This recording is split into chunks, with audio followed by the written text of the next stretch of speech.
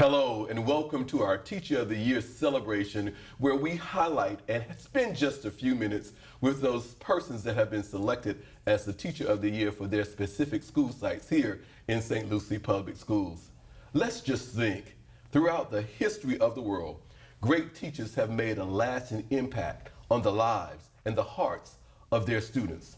All of us can recall a certain teacher, a very special someone who inspired us to learn and pushed us to grow and to be better. The importance of teachers in society cannot be underestimated. They take on the responsibility of shaping young minds and change those lives for the better. This program is a tribute to and for teachers and celebrates the special and often heroic role they play in the lives of their students. This program presents some extraordinary men and women whose timeless wisdom echoes the strength, character, and passion of educators all across our district and our great nation. This program is, in our small way, an opportunity to say thank you to those who educate, encourage, empower, and inspire the students of our world, those who take a hand, open a mind, and touch a heart. The Teachers of the Year for St. Lucie Public Schools 2022. And joining us this morning from Performance-Based Preparatory Academy is the awesome Miss Josie May. Welcome to our show. Good morning. And she's brought along that fantastic, very proud principal, Susan Seal, with her. Welcome, Miss Seal. Good morning. Ladies, it is a pleasure to have this opportunity to speak with you this morning, Ms. May, about what you do every day in shaping the lives and touching the hearts of students here in St. Lucie Public Schools. We know who you are, but we have many viewers that tune into the show. So let's give them just a little bit of the background of who the wonderful Miss Josie May is. Start by telling us where you're teaching, what you teach, and the school that you trained at. I teach at Performance-Based Preparatory Academy. I'm an English teacher. I went to school at UCF. I got my teaching degree at UCF. I have a master's degree in education as well. I've been teaching for 13, 14 years now, and I've taught all grade levels. I mean, not all grade levels, from 9 through 12, I should say, so high school English, and all different content, from the lower level kids to the higher level kids to all the in-between kids. I've taught all of those kids. You just taught all kinds of kids. All of them, in all the content areas. And of course, we know that when teachers can teach all kinds of kids any place, those are the ones that become Teachers of the Year. So let's continue to move on. Why did you choose teaching as a profession? I didn't. Teaching chose me. Tell me more. You know, I never set out to be a teacher. I never thought about being a teacher. It's just something that happened to me. I had a business, and I was working my business. I had a travel agency, and it was during the early 2000s and the 9/11 tragedy. And cruising and travel and all of that changed. And I had to find a way to bring in something different, make it a niche. So I decided I was going to do enrichment travel. Well, I pursued that, and I was doing my thing with that. And my mother challenged me one day, and she said, you know, I think you need to go sit for the teaching degree or teaching exam. And I said, I am not a teacher. Why would I do that? And she said, you have a talent, you have a gift. And she says, and I'm not going to talk to you anymore until you go and take the test. So I was like, well. So I went down and I took the test, and a couple of months later, I was standing in front of my first class, and it was just, I knew from that moment that I was exactly where I was supposed to be. And it's interesting because, you know, you do it so long, and then you think, oh, there's got to be something else. There's got to be something a little bit more. And then I met Susan Seal. And it took me back to like the beginning of when I was teaching, and she just had a way about her that I made a total shift in what I was teaching and how I was teaching and I made the shift not for the content, but for the kids. So, and I can't tell you how happy I am to have done that. Well, so it was the right place. Let's just say that Mother knows best. Yeah, and so is Mrs. Seal. Mother did know best. She'll be happy when she sees this that she got some recognition. Awesome. Thanks, Mom. Thanks. We appreciate you. So, Ms. May, in these 13 years, what has become your favorite part of teaching? Kids, relationships with kids. Content will come. Content is something that you grow as you grow. You know, you can read about content and get stronger, but you cannot build relationships with people unless you put the effort in. And kids will respond to you when you give them that extra little piece. It's a little bit of love. That's really what it is, in my opinion. You've already told us that your mom knew. Yeah, but you didn't know. I'm not a teacher. Why would I do that, right? That's right. Yeah. I didn't. Oh, but during these past 13 years, and as you reflect back, do you think that there was a special someone that inspired you, a teacher that you had that inspired you, or maybe that you patterned your delivery, your instructional strategies after?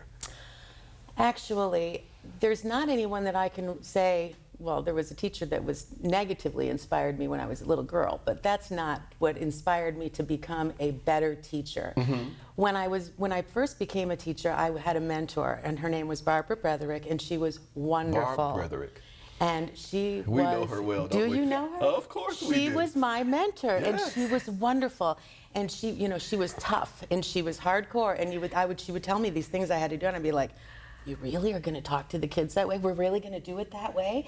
And I'll tell you what, she knew what she was doing, and she was top notch, and she made me a good teacher.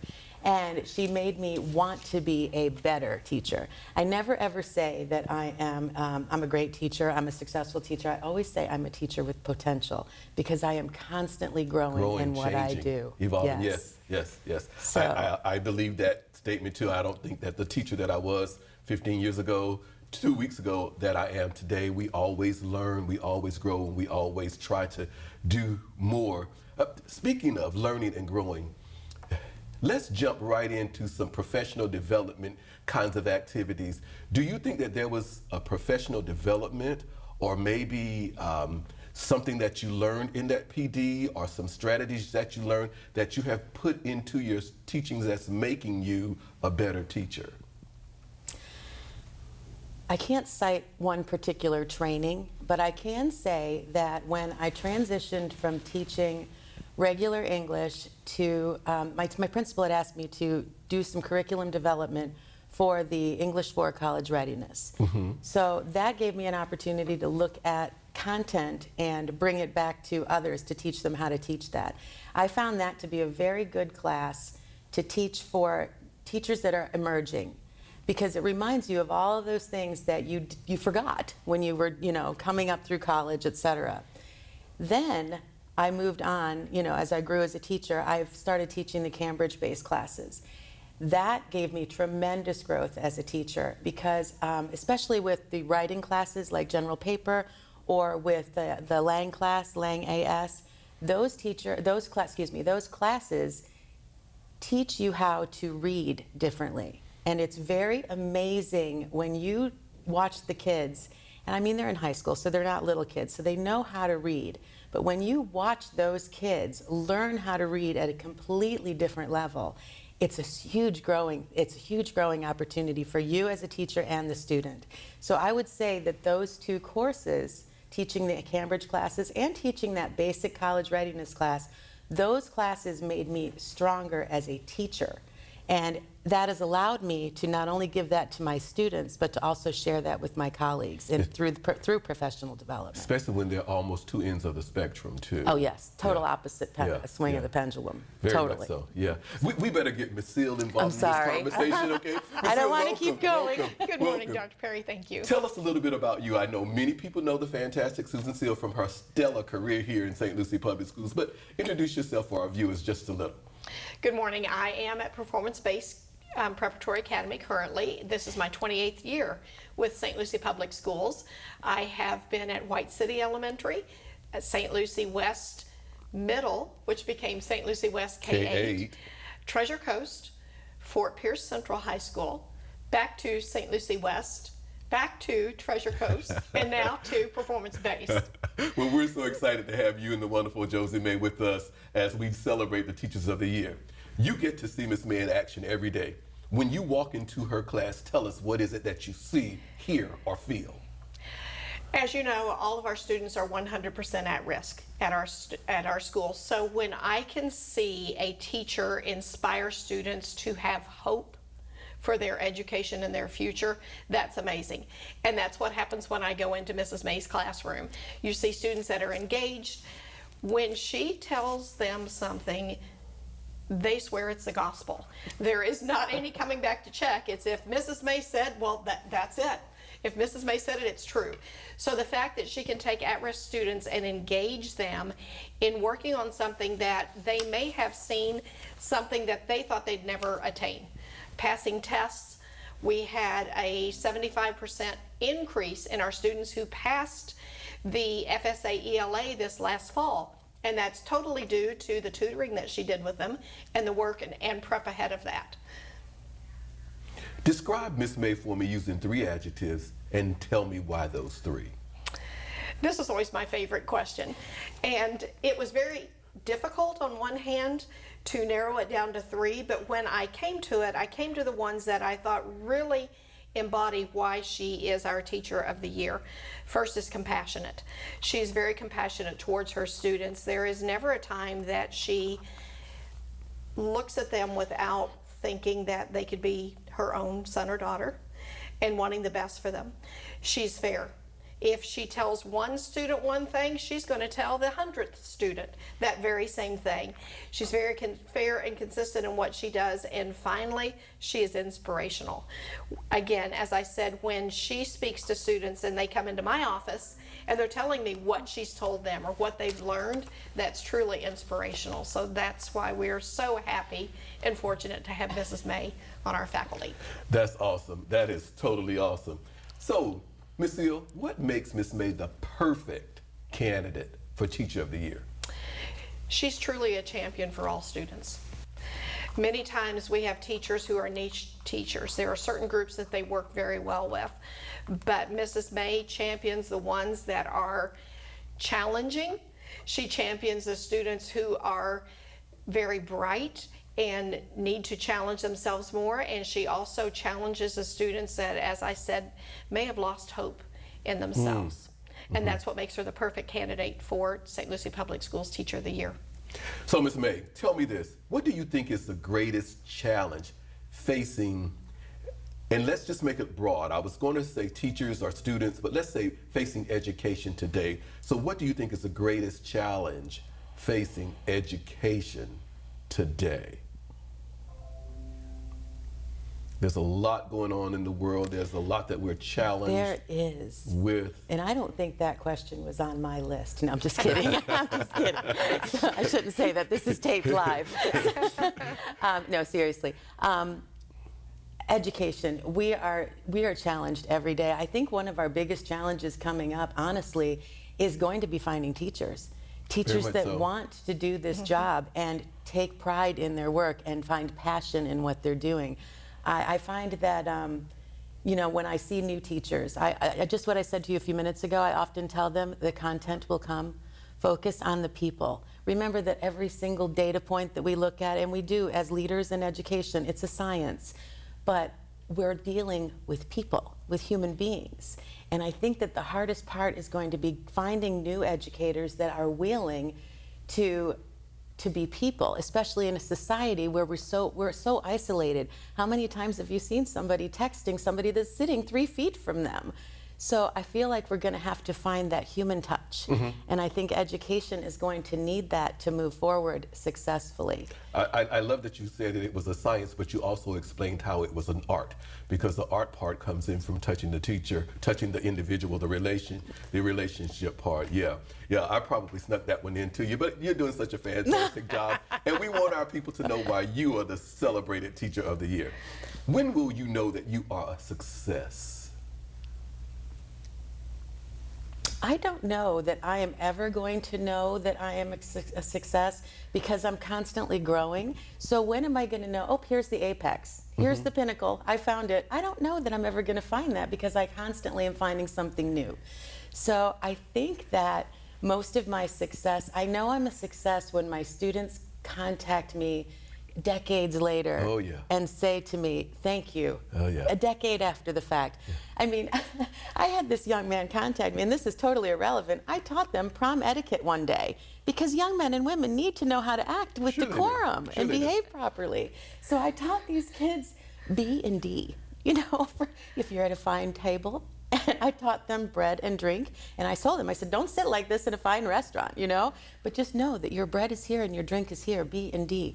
And a student, I shouldn't say a kid, he's now a grown man, and he was going for a major interview for a major position in California, and he called me on the phone, found my number somehow, and called me and said, hi, this is Macaulay, and I just wanted to tell you, thank you for the basic things, even the B and the D. And I was like, the B and the D of all the things I taught you, that's what you remember. Hey. But do you see, though, it was that relationship, that influence, that little bit of information that, he can learn all I can teach him about conjugating verbs and subjects and verbs and literature and reading and writing.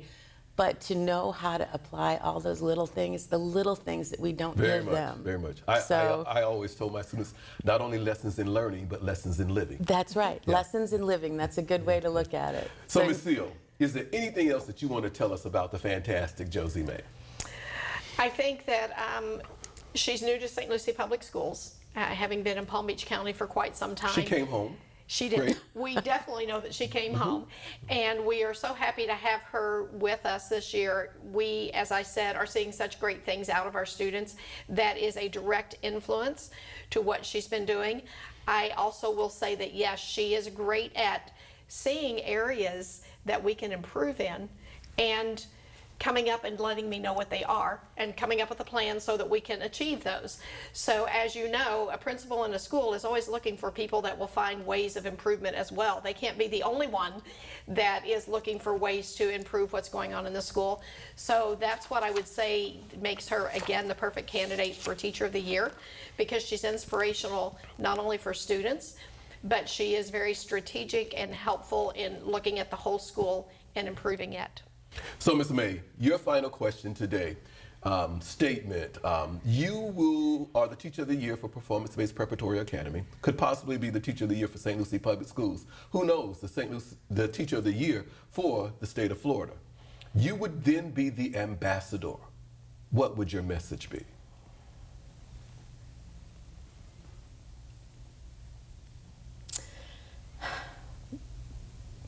You know what I tell the kids every day every Friday, because if I say it every day, it gets too tiring. Make good choices.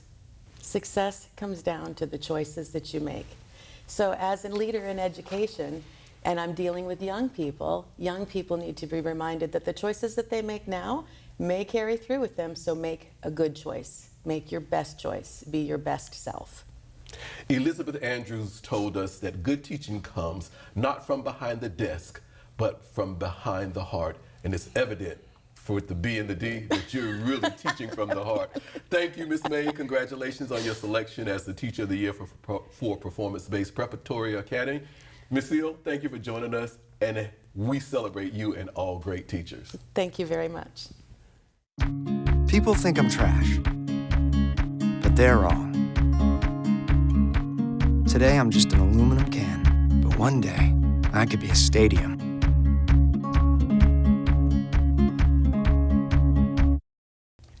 At this time, we want to welcome the wonderful Ms. Shawna Ferguson from Bayshore Elementary School to the Teacher of the Year celebration. Mrs. Ferguson, welcome.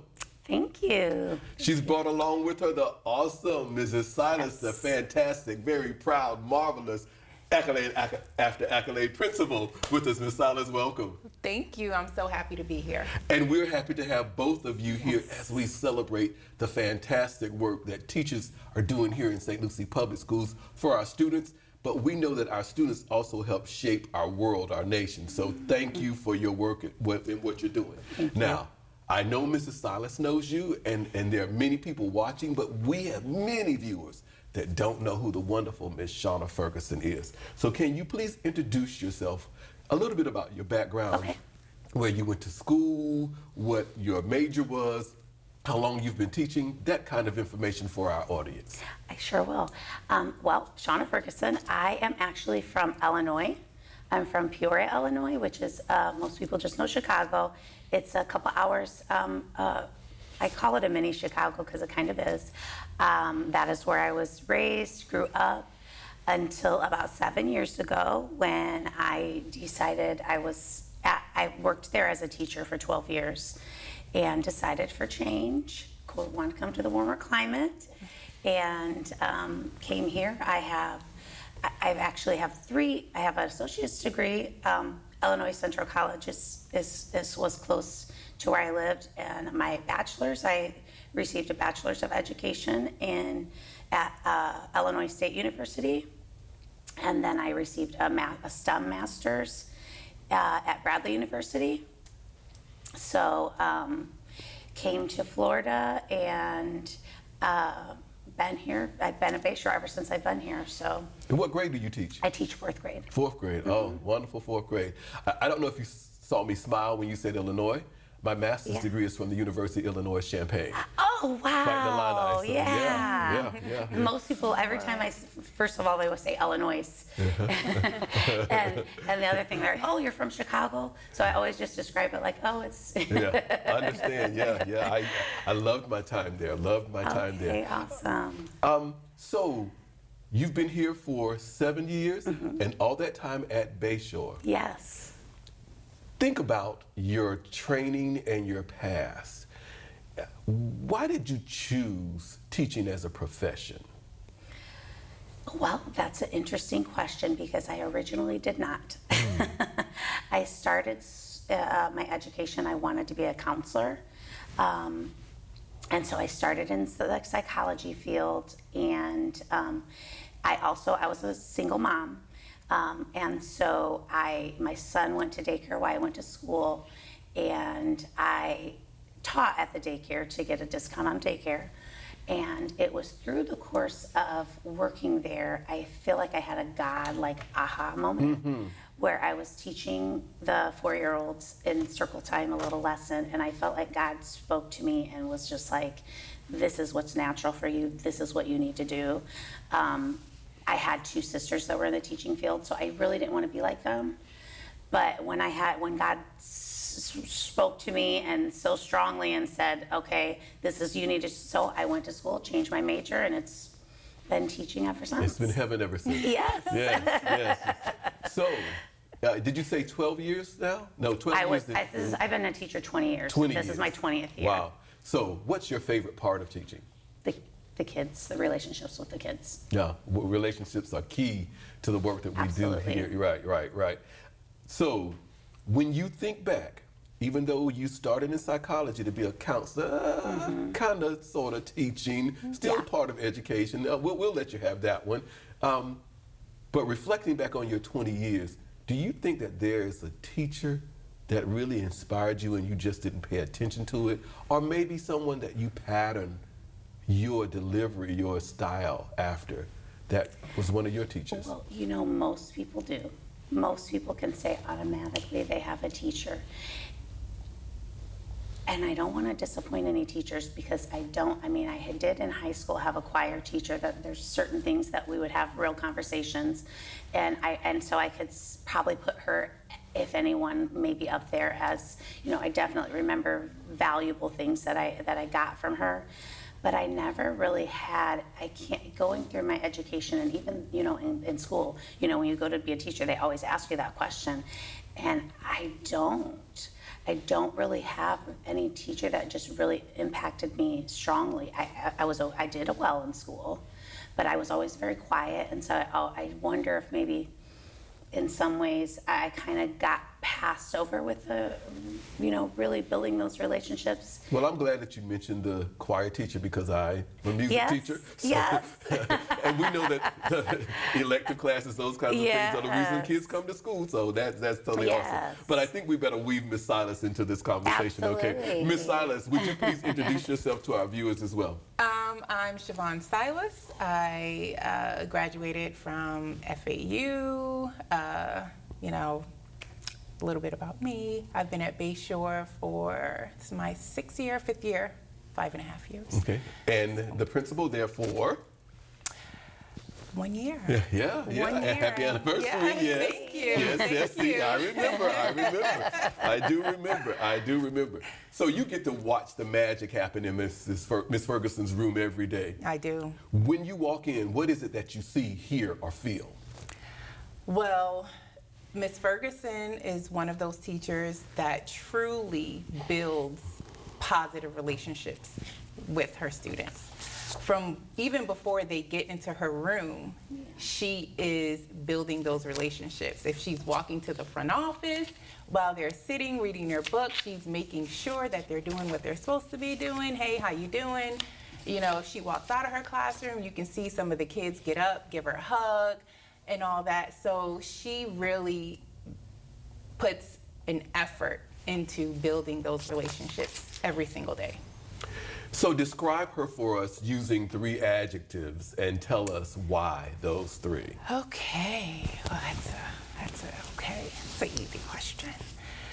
So first I would say caring. And I say caring because just what she pours into her students. If there's an issue, a problem, she's the first one to say, hey, Miss Silas, can I talk to you? You know, and we talk about it, we discuss different things. You know, if she feels like something isn't working for a particular student, then we come up with other strategies or ways to work around that for that particular student. It's not a one-size-fits-all in this Ferguson's room, and she knows that. So that's just amazing, being able to work with someone like that. So caring is one. I would say compassionate is the other. So compassionate to the point where, you know, sometimes we get really emotional with, you know, some of the problems that, you know, surround us on a daily basis, pertaining to students, even staff. But, you know, she's very compassionate. And the third adjective I would say, passionate. She is always trying to better her craft. Being a better teacher. If there is she's a 4th grade math teacher, okay? So we know how, you know, math could be with the pandemic and learning loss, just getting those students to really understand those standards. If she has an idea, she makes sure, she comes to me, I wanna try this, how about this? My students did not get this particular standard, can we do this? I mean, she's always trying to improve her craft. So those are my adjectives for her. So one more question for you, Ms. Silas. Tell me, what makes her the perfect candidate for Teacher of the Year? Perfect candidate for Teacher of the Year. I think the perfect candidate is one who knows that education is not only about scores. It's not only about educating students as far as, you know, knowledge from a book. It is educating that whole child. And I know that she said that she was going to school for psychology. But when you're an educator, you have to be that counselor. You have to be that bonus mom. You have to be that, you know, sister. You have to be that confidant. You have to be all of those things, plus the teacher, wrapped into one. And she understands her role. And she understands that that is the role of an educator. And she does it very well. So, Ms. May, tell us, what do you think is the biggest, the greatest problem, challenge facing education today? The biggest challenge?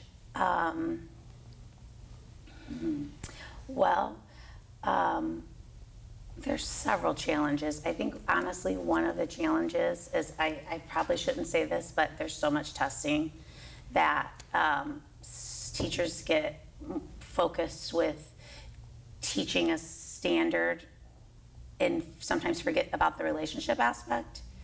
And so I think that definitely impacts learning, because when you lack the relationships with the kids, you don't get the learning that you could get. because kids, when they know you care about them, they will far exceed any of their own expectations when they know that you believe in them and you know have that strong. And so to me, that is something that I understand the purpose of it, but I also see where even myself at times get wrapped up in the, let me make sure they get this content, and I have to stop sometimes and do little relationship type of thing, more boosters, because that's really the key to children learning the most. I taught for 12 years in the worst area where I'm from, a lot of violence. We had code reds all the time because there were, shootings and robberies and things in the area. And what I learned from that was deep in the hood, if you don't have relationships, you're not gonna be able, Yeah. But at the same time, once you get those strong relationships, they'll fight somebody for you. Cool. And so that is one thing, because relationships are so key. And I think that we get so busy in life, and that can sometimes impact where kids are at. We get so busy in the science and forget the art. Yes. Of teaching. Yeah. Oh, absolutely. Yeah. So tell me, as the Teacher of the Year for Bayshore Elementary, you are now the ambassador for education. Could possibly be the Teacher of the Year for St. Lucie Public Schools, state of Florida. What would your message be? What would my message be? My message would be that I honestly believe everything boils down to love and relationship and understanding. And I think that if each and every person could take a little bit more time to try to understand someone and see where they're coming from, because it's as adults we need that, but as adults working with children, because when you don't understand and you cast judgment, or you just don't try to understand, that that's not being the best you can be. And so I really think that love and relationships are the key to having the best, producing the best. Mrs. Lynch told me a couple years ago, she said, "Oh, you love your kids to your test scores." And those were, like, when she said that, I was like, but I've had time to ponder that, and I guess it's true, because, when you build, it's not just build those relationships, but have faith in them and care about what they're going through and where they're at, and that makes such a difference, because they know, like, my teachers there, I have students even now that I still, just last night, one of my girls that I had years ago, she's a mom now, and she will still from time to time just message me, "Hey, Miss Ferguson, how you doing?" And keep me updated, and sometimes she just needs those words of encouragement. And I think, and I've seen more of her lately, and I think it's because she's gone through a lot of things right now in her life, loss, and I often wonder if, like, I'm the only positive, that she had a rough life, and I just think sometimes maybe she reached out to me because that, she remembers how I could make her feel kind of It's a all thing. about that She wants relationship. that. Yeah. The relationship that was Yeah. provided for her. Donald Bolger left us with these words. She said, "To teach well is to make a difference in all the lives you touch. To teach will is to believe in what and in whom you teach." Thank you for your belief in the wonderful students that you're working with each and every day. Congratulations on your selection as the Teacher of the Year at Bayshore. Ms. Silas, thank you both for joining us. you. We'll Thank really you. celebrate you. Yes, thank you very much. I appreciate it.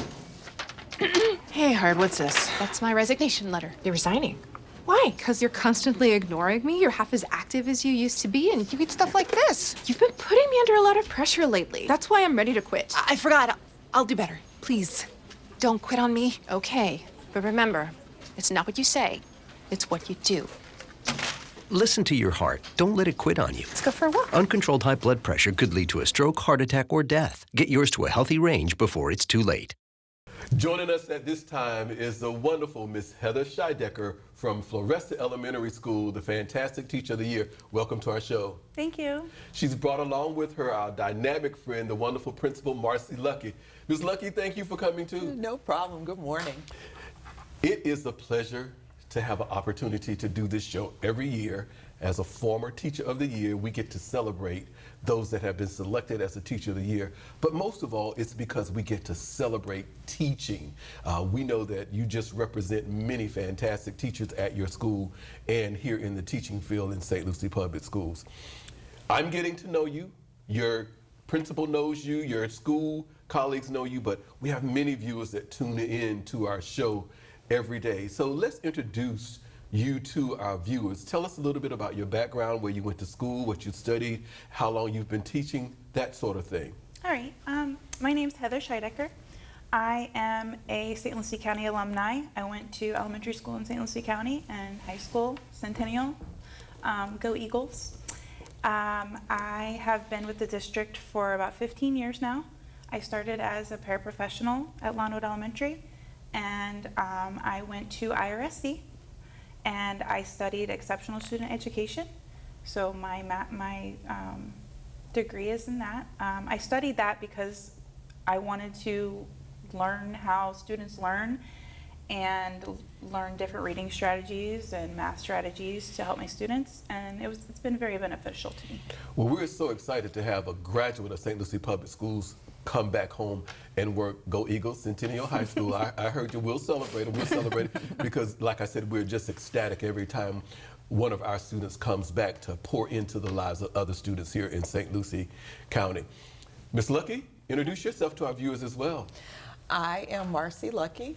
I've been in the district for about 19 years. I've served in several teaching positions in St. Lucie County. I've also been an ESE specialist here, assistant principal, and now principal of the fantastic Floresta. And I'm just so proud to be here and be with my Teacher of the Year, Ms. Shidecker. Awesome. So, Ms. Shidecker, why did you choose teaching as a profession? Even though it might sound a little silly, I've always wanted to be a teacher. As a kid, I would torture my brother and sister and make them play school with me. I looked up to my teachers, but one more specifically was in 3rd grade. My teacher, Mrs. Hook, she just made us all feel like people. And I knew that after that, I wanted to do that. I wanted to make a difference in the world. And I knew I could do that by making little people feel like people. Thank you, Ms. Hook. Yes. So tell me, what's your favorite part of teaching? When my students figure it out on their own, and when they use things that I've taught them in other dynamics, and when their little light bulb goes off, and they're like, I did it myself. That's my favorite, for sure. So, Ms. Lucky, you get to see the magic happen in Ms. Shidecker's class every day. When you walk in, how does it make you feel? What do you hear? What do you see? Well, one of the things that I can definitely see is I see a lot of cooperative learning in the classroom. I see students working together so their little light bulbs can go off. I can so relate to what you just said about students and how she's there and she's working and she has the students working with each other. I see students talking. I do see the light bulbs go off. It is an amazing thing to be in her classroom and see and know what some of the difficulties students are having. However, they're there and they're with other students and they're working together and students are getting it. So it is amazing to be in her classroom. Describe Mrs. Shidecker for us using 3 adjectives and tell us why those 3. I would say that she is inquisitive. And I would say that because she's always wanting to learn something new. She has that drive to get to know things. I've seen her do things with computers that some other people on our campus have not done. Take the challenge of some programs that and my other teachers have not. I would also say she's caring. She does carry that ESE background, and it does take a very, very special person to be an ESE teacher, as well as carry ESE, the benefits of ESE over into a general education classroom. She includes everyone, and that is something that's very important to me. Also, I would say that she is fair. And when I say fair, I mean that every student gets the same education. We know that there are different levels to students, but she does everything within her power to make sure that the low and the high and those that are in between, everybody gets an education that's fitting for them. And so those would be the things that I would say about her. So Ms. Shidecker, Ms. Lucky mentioned the use of technology. How do you infuse technology into your lessons regularly?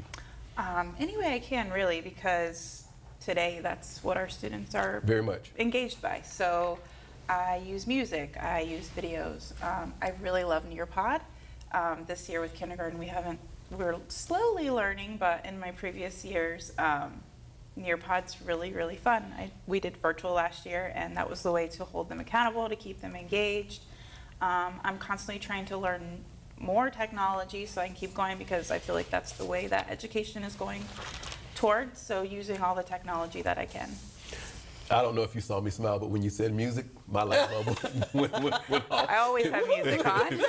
Miss Lucky like that as well, you know, having my music background, totally awesome when we infuse music.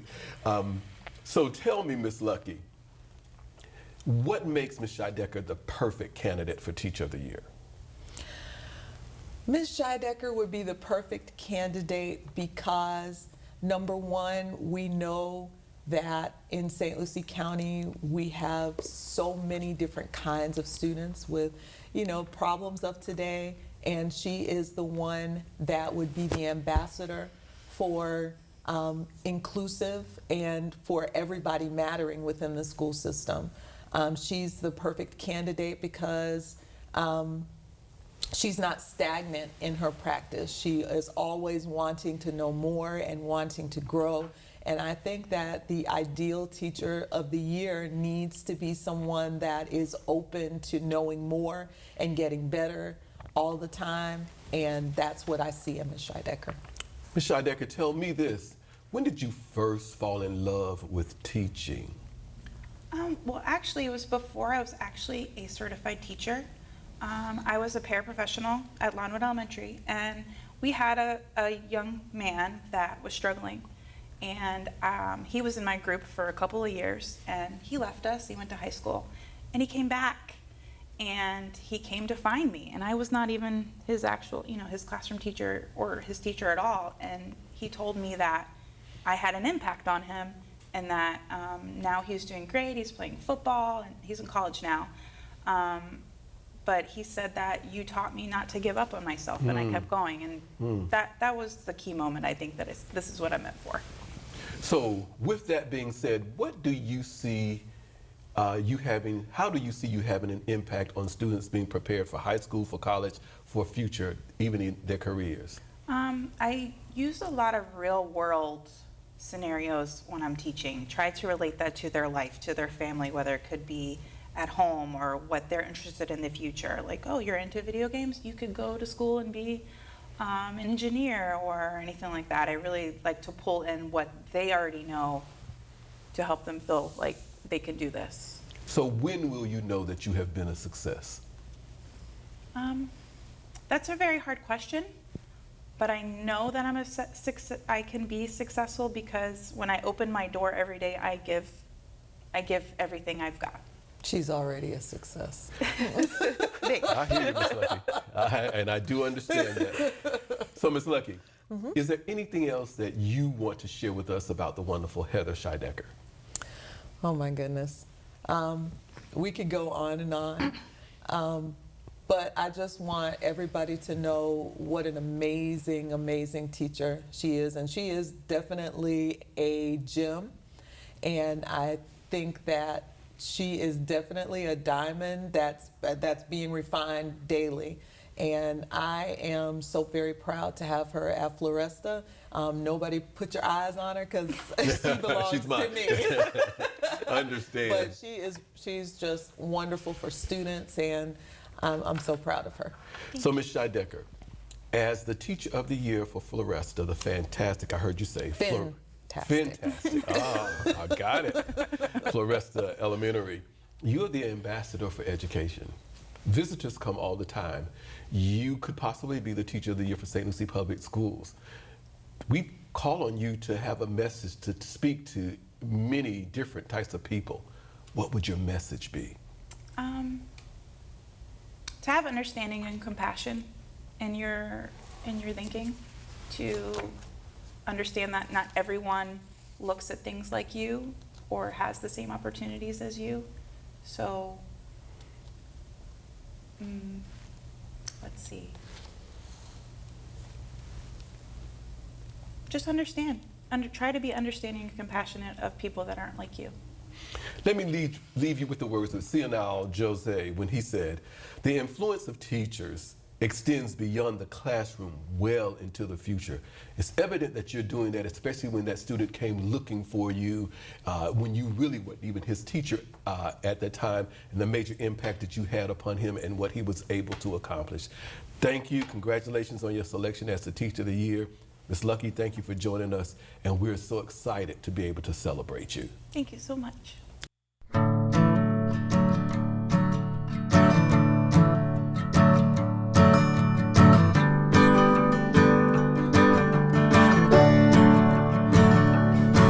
Oh, listen now, can you hear the bluebirds? Oh, look up now, can you feel the sun?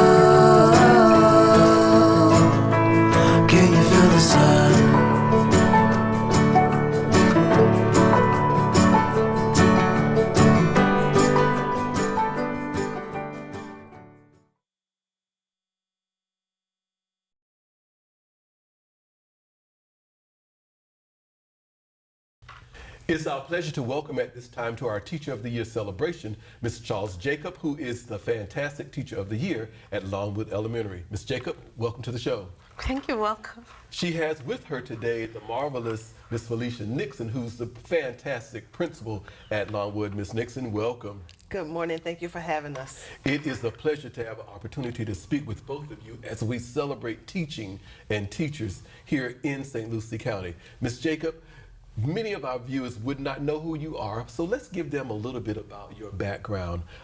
Where did you study? What was your major? How long you've been teaching?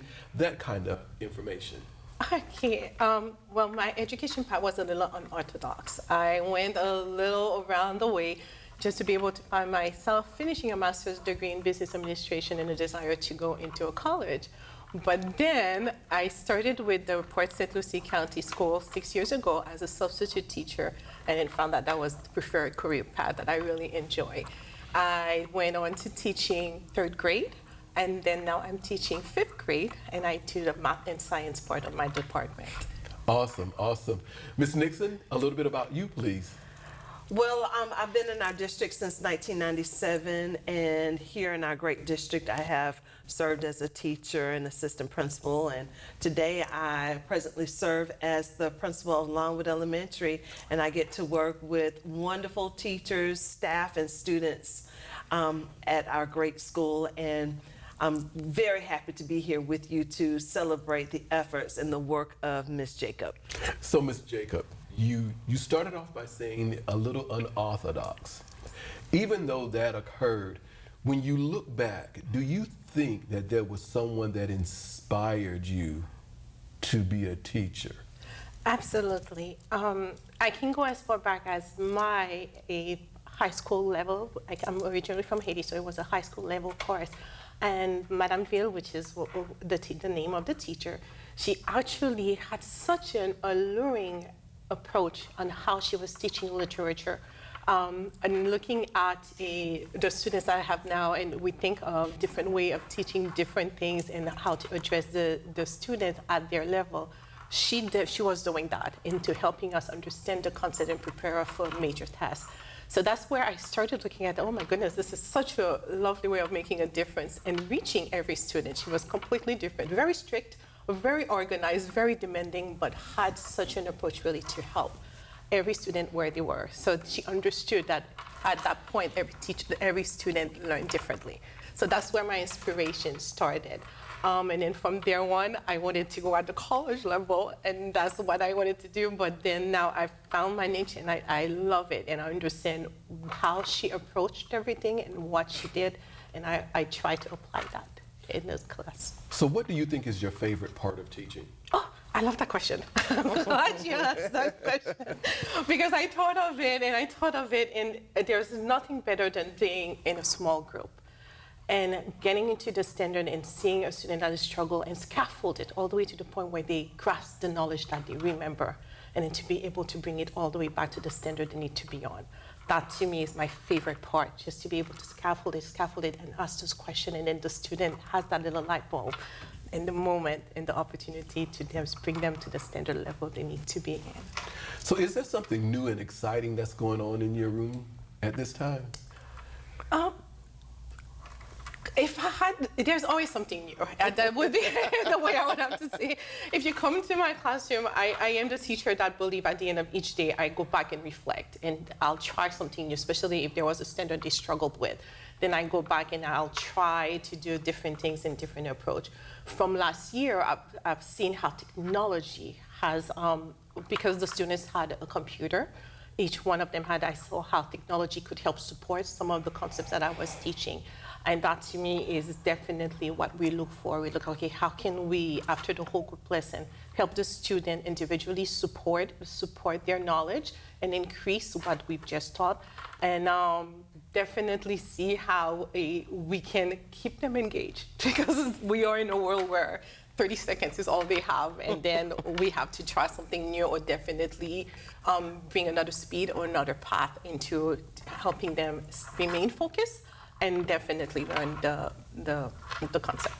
So, Ms. Nixon, you get to see the magic happen every day. Yes. What is it that you see, hear, and or feel when you visit Ms. Jacobs' class? When I see and visit her classroom, when I observe instruction, you always see students who are engaged. And what I like about what happens in her classroom is that the students are asking clarifying questions. It's not just sit and get. They also have the opportunity to turn and talk, and also to explore and ask and generate questions within their group. And of course, they ask questions of the teacher. And her role within her classroom, she does serve as the facilitator.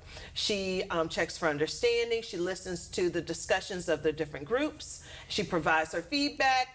And then she has a way of bringing everybody back together to generate more discussion and more questions. And it's just a great learning environment. And you see students who are empowered and who take charge of their learning. And they do so by asking questions. And you don't always see that in every classroom, but she definitely has the spark, the energy, and the know-how to generate those questions and then allow the kids to continue to ask questions as they search for understanding and generate their thoughts.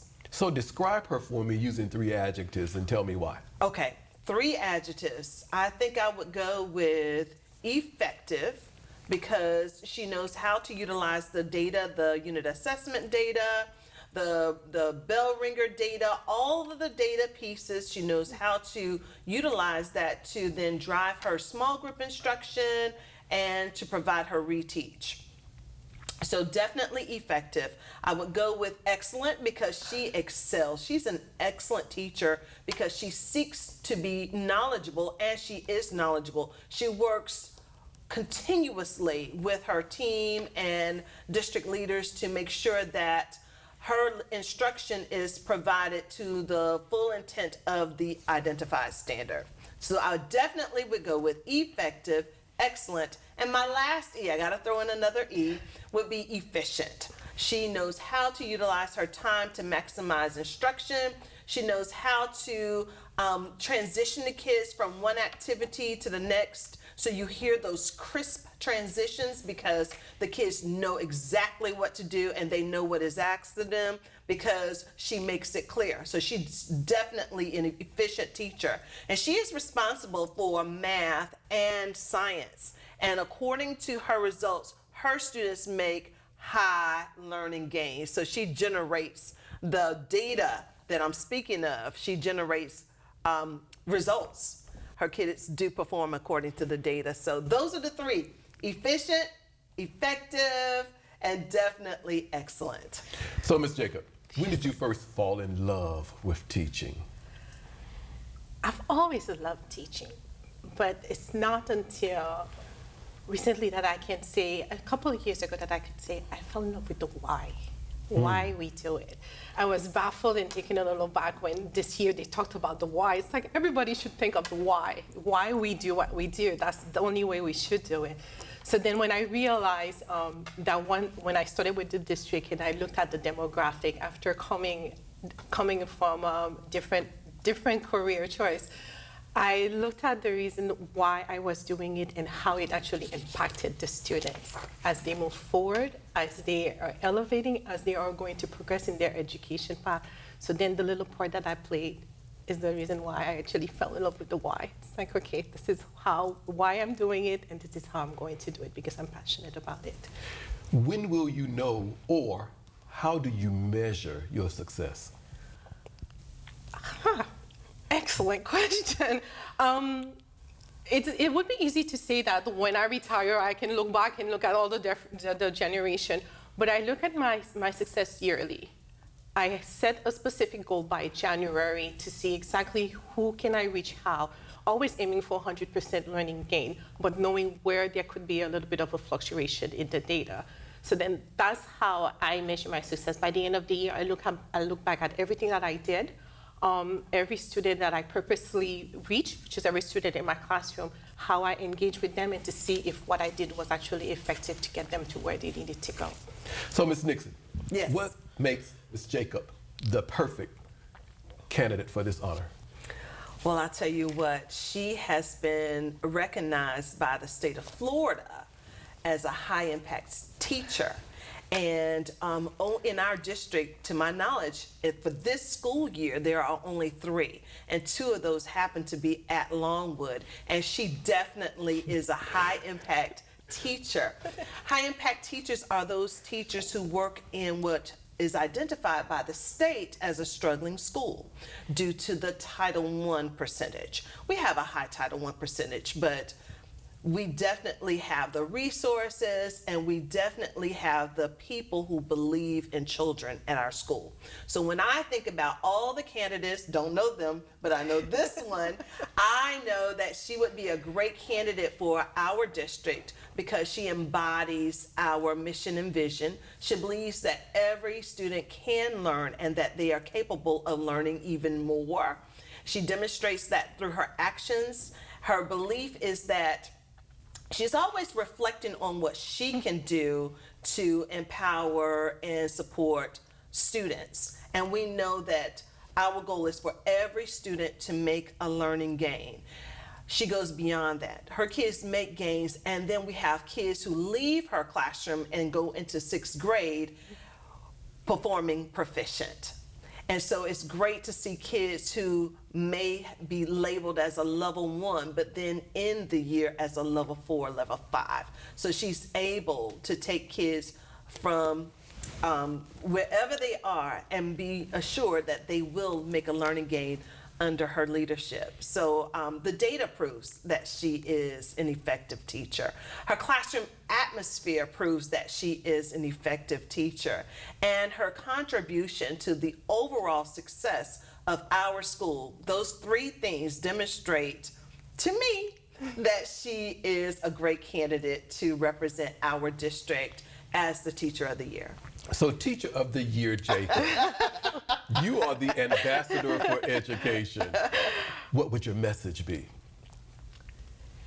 In in an academic year, for every teacher that actually comes through, whether they're new or they are a veteran teacher, to take each and every single one of those days as a leading path to the end of the year.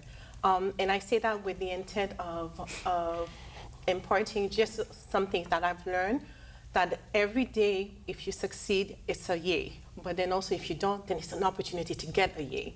So then that's what I would tell them, to take each day as a reflexive part of a whole part of the academic year.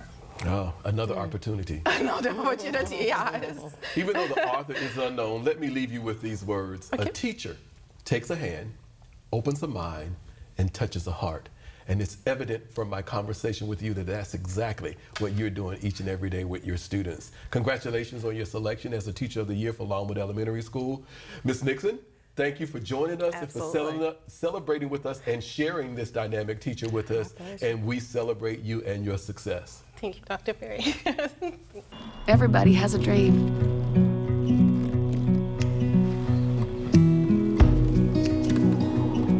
Mine was to see the ocean. And with a little help, I made it.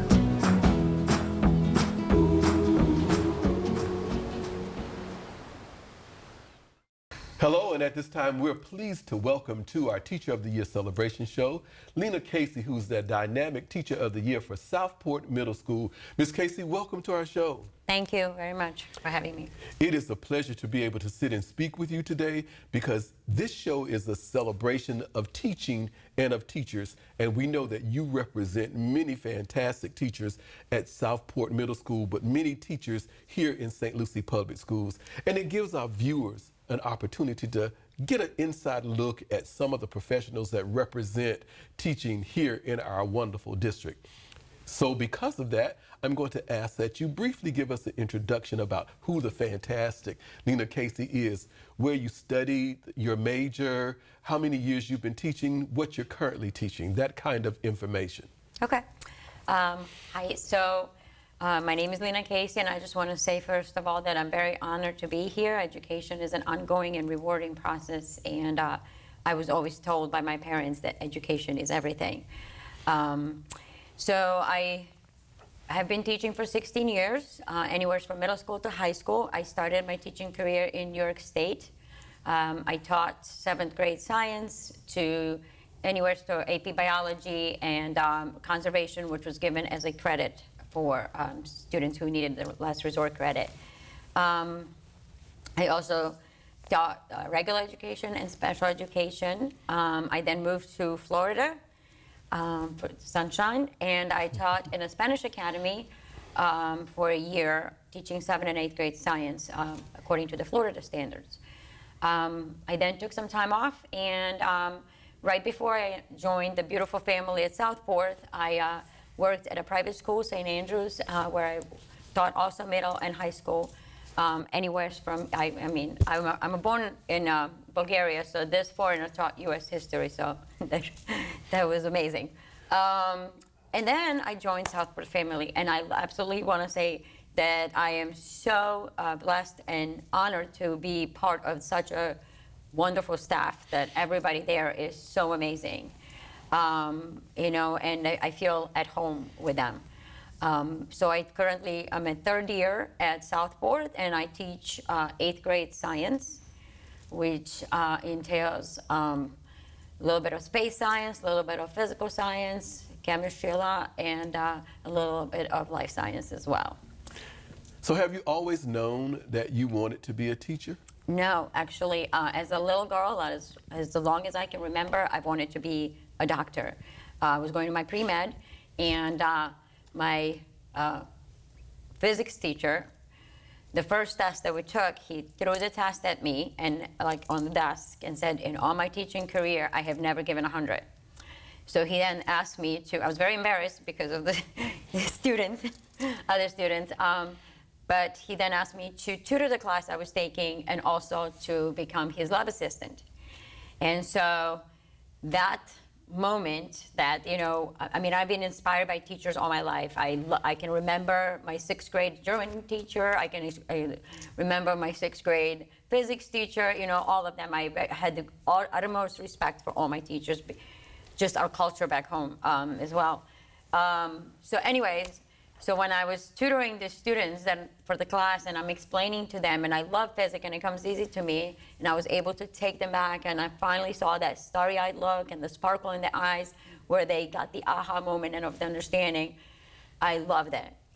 That's my purpose, you know, to help people in any way possible I can.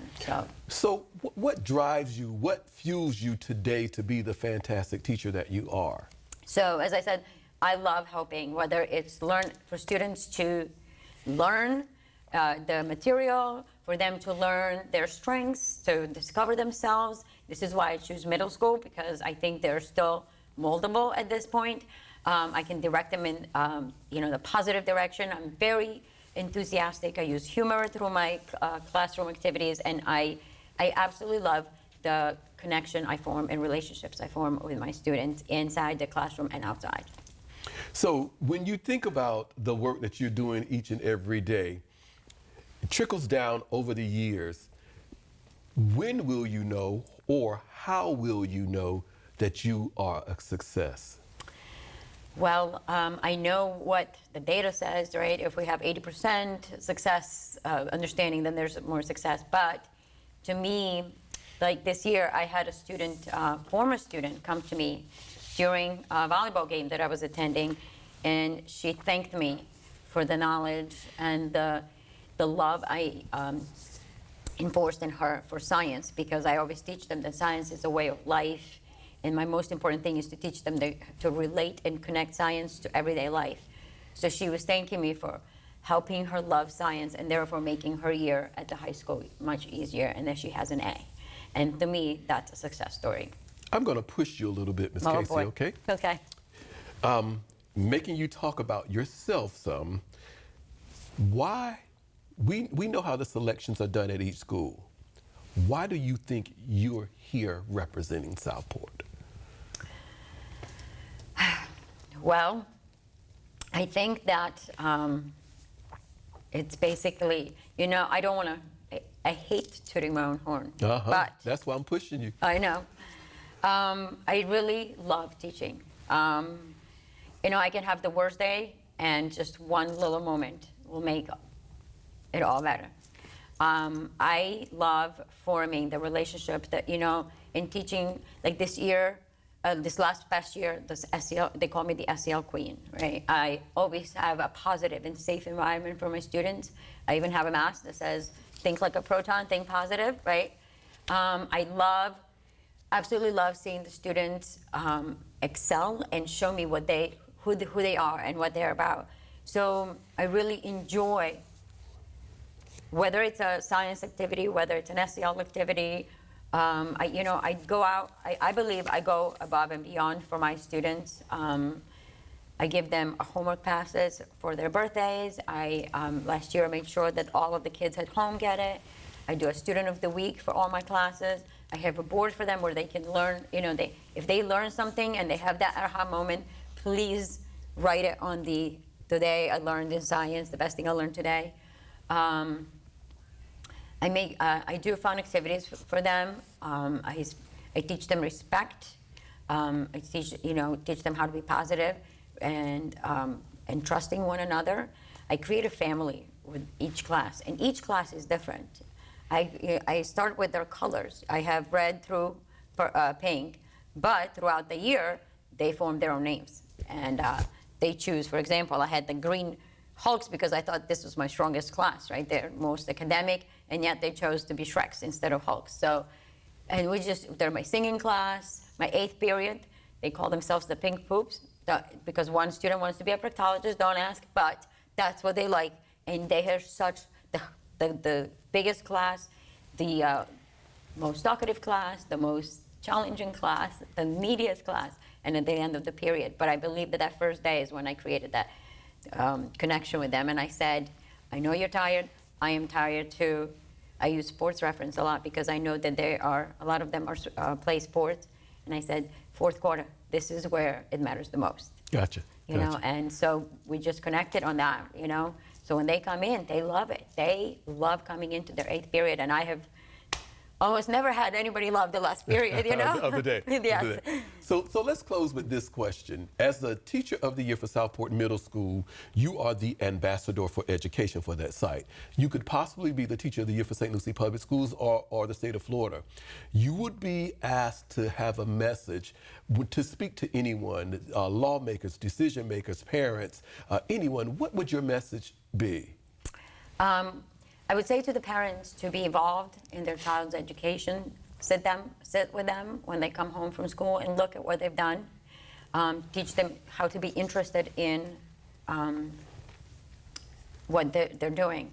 To the students, I would say go home and reread your notes. That's the best way to learn, is reread or rewrite your notes. To everyone else, I would say come and visit us, you know. Come and spend a day with us to see what we're doing on a daily basis. You know, unless you have been in the classroom, you have no idea. You know, I want to build relationships and empathy among my students, and enthusiasm and encouragement.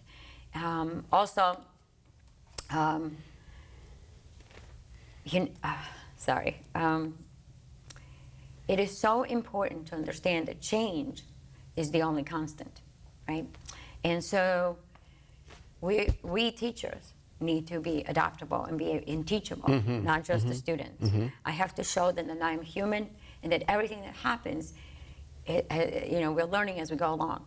So I would say to the lawmakers, come help us and see what we do and learn from us so that we can show you what's the best for us.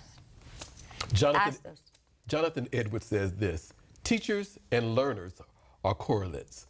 One was never intended to be without the other.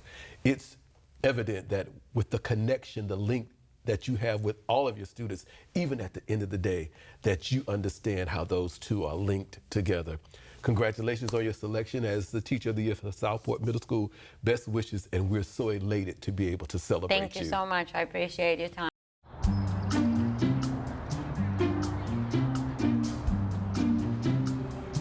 Don't worry, 74 people were picked before me in the NFL draft.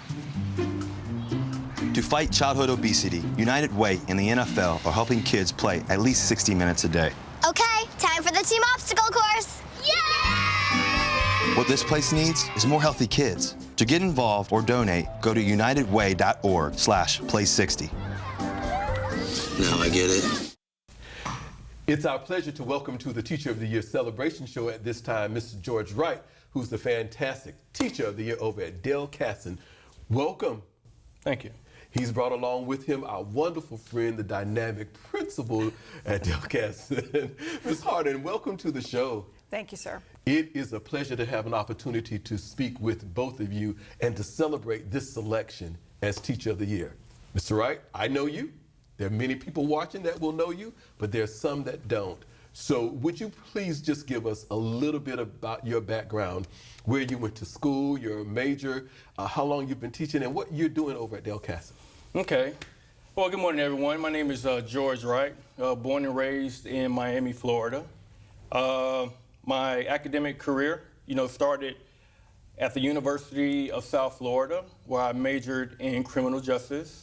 And immediately upon completing my bachelor's degree, I enrolled in graduate school. And after 2 years at Florida International University, I was able to successfully obtain my master's degree in public administration. Then from there, joined the workforce. I started my professional career as a case manager working with the foster care population in Miami. Did that for about 2 years. Then I ventured up the state, moved up to Port St. Lucie, where I was able to gain a career with the Florida Department of Juvenile Justice, where I had the opportunity to work in residential programs. First, on the governmental side, whereby I would monitor residential facilities and contracts, make sure compliance. And then I had the opportunity to work on the private side and actually become a facility administrator. at several programs. Aside from my professional life, personally, I'm married. I'm the father of 3 wonderful children and a wonderful wife. And that's pretty much it, Kevin. Okay. So, Ms. Harden, introduce yourself for our visitors too. I know a lot of people know you, but just in case, many viewers. My name is Ellen Harden, and I am born and raised in Fort Pierce, Florida. I am a native natural, but I have had the pleasure of working in North Carolina and Virginia, so I can go with my little country accent when I need to. I have been in education since 1987. This makes 35 years, and I have always had a passion for working with children, and my love is seeing the change, seeing the light bulb, and seeing their successes. And I've been fortunate enough to do that in St. Lucie County for 30 years. And I'm very proud of what we do in St. Lucie County, and I'm extremely proud of what we do at Dale Cassens. So, Mr. Wright, tell us about your role at Dale Cassens. What are you teaching, and what else do you do there? Okay, currently I have a dual role at Dale Cassens, primarily in the classroom as a high school English and language arts teacher. Then I also wear the hat of providing leadership over the EBD unit to, handle some of our most challenging students. Okay, tell us about that, Ms. Harden. How does that work? Well, we had a need to shift a little bit towards mid-year. We were not finding a lot of success with students settling down after being out for so long. And so with his background, I thought it would be absolutely wonderful to take him out a little bit of the classroom and have him work with being very firm, fair, and consistent with our children. And so he wears 2 hats. He's a classroom teacher, and he goes in to greet the students every day. Every morning, he makes sure that they're settling themselves down well. They're getting into their classrooms, following their routines. And he, you always ask our words. One of my words for him is steadfast, because the kids hated him at first, but now they absolutely love him. He has been very, very consistent in applying what he wants and what he expects. And he's gotten a brand new staff on board. All of the teachers there are brand new, and some brand spanking new, like 7 or 8 days. So he is the consistent person in there. He's very conscientious. He's just as conscientious in the classroom. He's very aware of what he wants to see happen, and he will not stop until it happens. So tell me this, since you already started on your 3 adjectives with your first one, let's go to the other 2. Well, steadfast. Correct. Dedicated. And I just have to go with one of the best work ethics I've ever seen. We started out, again, hit in our school with COVID, very bad with staff. He was the only staff member in his house, and he came every single day and had it. He rocked it. And so he's one of my solid rocks. He's a gem. Cool. So, Mr. Wright, what's your favorite part of teaching? My favorite part of teaching, I would say, would be to witness the growth and change of every student. Students, they come to us, they're not a finished product. They have difficult, sets of circumstances, adversity, and that they come with us. So to take a child from just being totally disinterested in education to, facilitating the lessons, developing a rapport, and just to watch them make gains, not only academically, but also socially and emotionally, I would say. So tell me this. You came to education with some other background. Yes. That you are naturally using in the work that you're doing. As you think back with what you're doing and the background that you have, do you think that there was a teacher along the way that kind of inspires how you perform now? I would say so. I would go early into my, education. I would say my 3rd grade teacher, believe it or not. Coming from the 2nd grade, I was terrible. Constant referrals, just... No. Yeah, believe it or not. Referrals, calls home, on the brink of suspension. But when I got to the 3rd grade, Mrs. Miller just totally changed things for me. You know, I was no longer, you know, being a class clown or causing disruptions. I was able to be one of the top performing students in that class, and I attributed a lot of that to her just pouring into me individually as a person, and that always stuck with me, you know, and so like I can apply that now, and I hold that with me when I'm dealing with these kids, because you don't have to remain that person. You know, we can provide you with the knowledge, the skills, the abilities to make a change. And so I would say definitely my third grade teacher, Ms. Miller. So when everyone else was out in your house, you were the constant, the consistent. What drives you? What fuels you to do that and be there every day? Well, like Ms. Harden said, work ethic. I get that from my father, you know, just watching him work, you know, 2 and 3 jobs. And then working with DJJ, you know, where it's a 24-hour operation, where if the staff didn't show up, you know, I had to be there regardless. And so I carry that same work ethic coming into my house and just seeing the need. The teachers were down. I know that, man, Ms. Harden needs me, the students need me, I gotta be there. And so, you know, just relying on that work experience and that work ethic is what just powered me through. And then also the students, you know, because students will take opportunities when their teachers aren't there to you know, cause disruptions. And so, you know, being at Cassens, we got a unique population. And so with my background and my skill set, I knew I could be a change agent and make a difference. Ms. Harden, what makes Mr. Wright the perfect candidate for this honor? He's the whole package. He is a dedicated learner. He wants to do better. He is always, when we do a pre-conference for one of his formals or informals, he listens and he implements in the classroom everything that we talk about. And I get to see his eyes light up when something goes right. And it's extraordinary as an administrator to see someone actually take everything into consideration, implement it, and then get the results that you hope that they're going to get. It drives him to be very successful in the classroom. And the other hat that he wears in leadership, he really does support the entire school with his leadership, with his ability to work with students. Hey man, let's talk about this. Let's walk and talk. One time there was an incident on campus and I had to do something. I threw the radio at him and took off and said, okay, you got this. And I was dealing with something else. He just picked it up and rolled with it. So he's the kind of guy that can teach the pants off of anybody. Literally, he can be a leader. He can wear many hats and has that ability to pivot when he needs to pivot in any situation. Steadfast, dedicated work ethic, teach the pants off of anybody, lead, a mentor, advise. As the Teacher of the Year for Cassens, you are naturally the ambassador for education. In that role, you could possibly be the Teacher of the Year for St. Lucie Public Schools and the state of Florida. You will be called on many times to speak to decision makers, to families about education, what's right, what's good, what we need. Mr. Wright, what would your message be?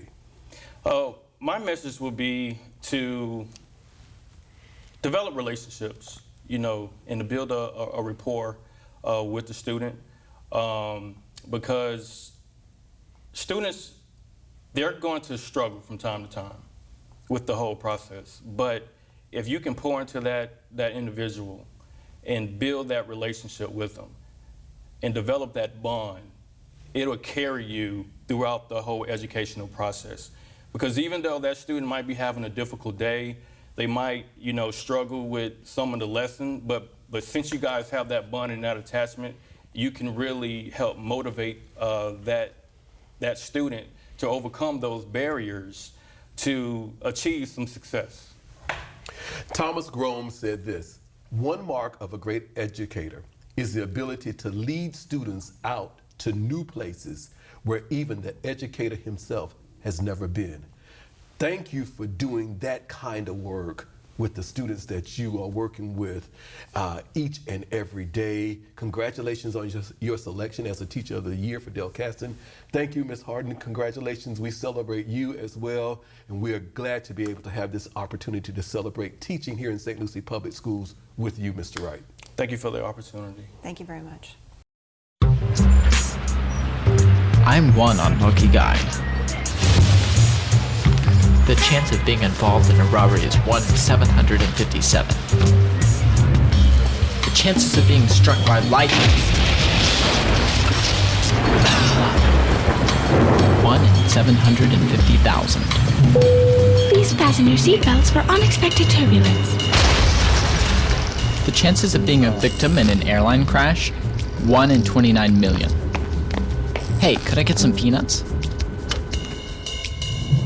The chances of being involved in a car crash are far greater than lightning strikes and plane crashes. And if you are texting while driving, your risk of crash increases 23 times. Now, I may be an unlucky guy, but I don't have to be part of that statistic, and neither do you. Drive responsibly.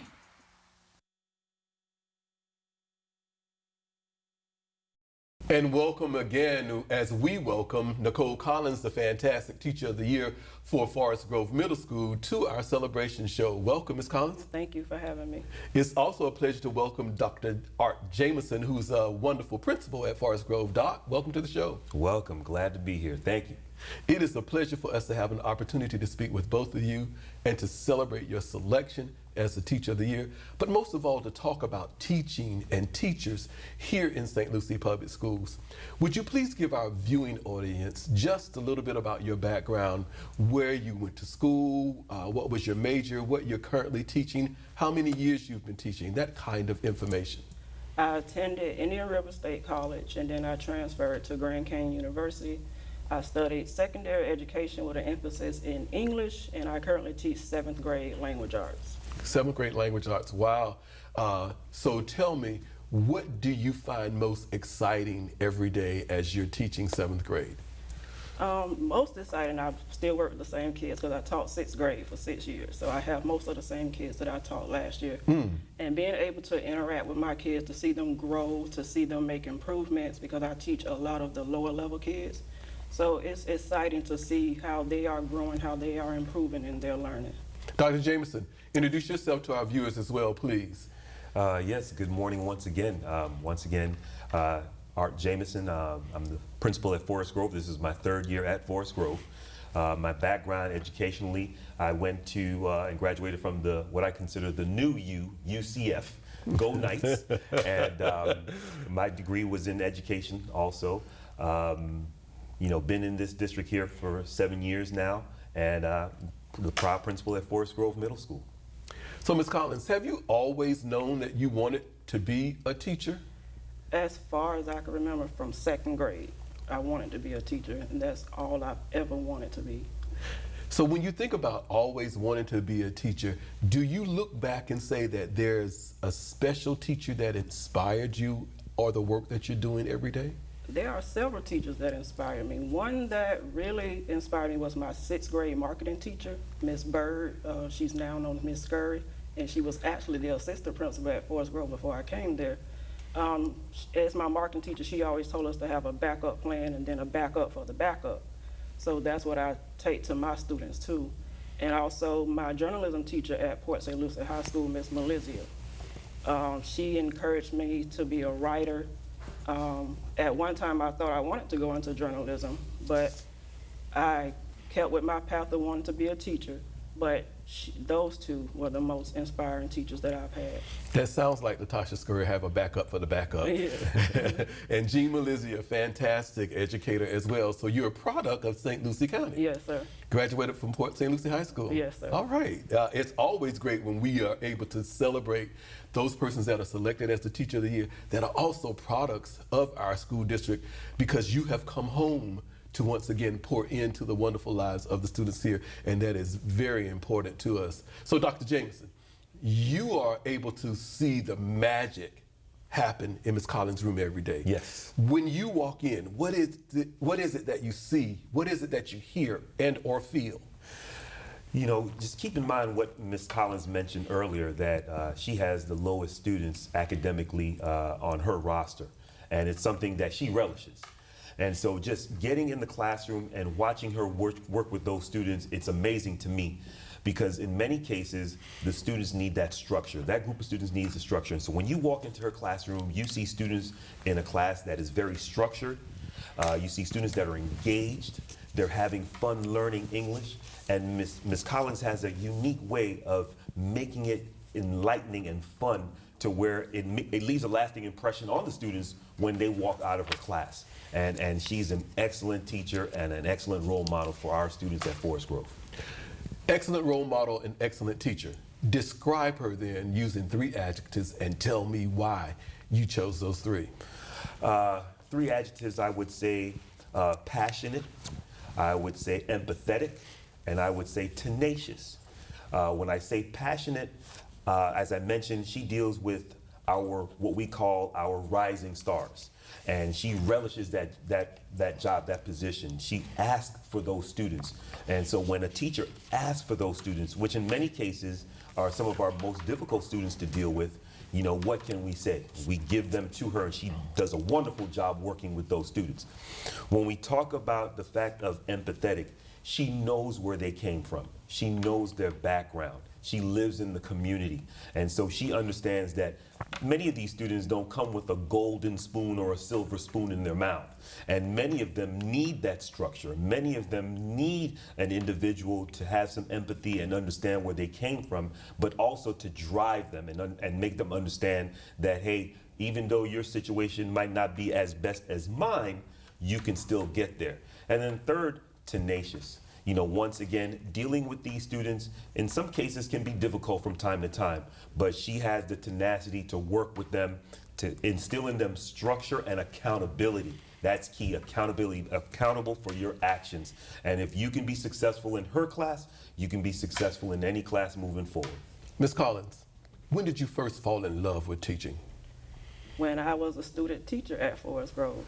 My cooperating teacher, Ms. Campbell, she thrust me right in. The second week, I was able to get up and interact with the kids, teach the different lessons. I was involved with the planning meetings, attending faculty meetings, going to the PBIS events. So that's when I realized that this is where I really wanted to be. Doc, what makes Ms. Collins the perfect candidate for this honor? Well, as I mentioned, you know, the wonderful work that she does with our students at Forest Grove is immeasurable. That's number one. But also, she's very involved in the community. You know, she's a member of House of God Church in Fort Pierce, and in that capacity, she serves as the vice president of their youth group. So she oversees the students at her church, and many of them are members of our church, of our school. In addition to that, she's also the regional secretary for the Pentecostal Church, which services from Palm Bay all the way down to Miami-Dade. And they work with the youth on a regular. And part of it is just instilling into the young men and young women how to be model students as they matriculate through their educational careers. And so she's very entrenched in the community, not only at our school, but also in Fort Pierce. And I think because of that, she would be a great ambassador for this school district, representing the school district at the state level. So, Ms. Collins, as the Teacher of the Year for Forest Grove Middle School, you are the ambassador for education. Many times you may be called upon to speak to parents, to speak to the superintendent. In addition, you could possibly be the Teacher of the Year for St. Lucie Public Schools or the state of Florida. Having an opportunity to speak with decision makers, what would your message be? My message would be to put students first, to make sure that our students are at the core of everything we do, to keep them in mind, to ensure that they are successful, to incorporate not only the parents but the community so that everyone has a hand in making sure that our students are the best that they can be in our district.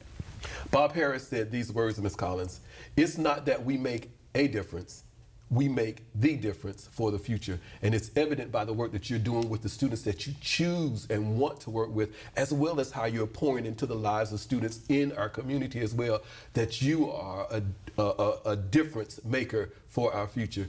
Thank you for the work that you're doing. Dr. Jameson, thank you for joining us and bringing the wonderful Miss Nicole Collins to us.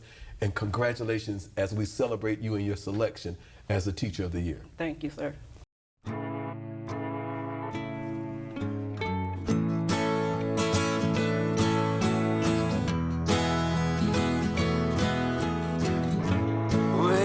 sun, tell him that I've begun to dream of things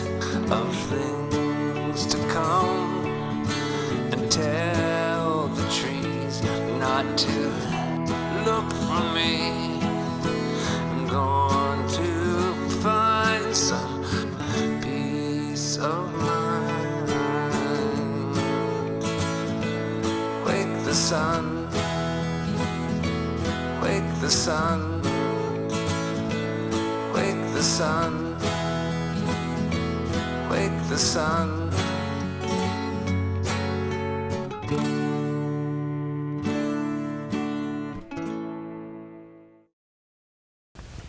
It is our pleasure at this time to welcome to our Teacher of the Year celebration, Mr. Jeffery Rymer, who's the fantastic Teacher of the Year for Fort Pierce Central High School.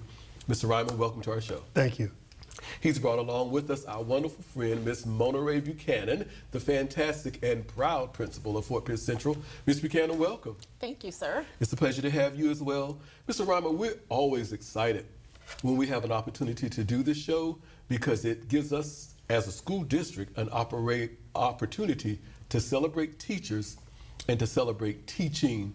We know as your selection as the Teacher of the Year at Fort Pierce Central, you represent all of your colleagues there, but the persons that have been selected as the Teacher of the Year at their sites also represent the best of what we know in St. Lucie County teachers. So again, congratulations. Thank you very much. I appreciate that.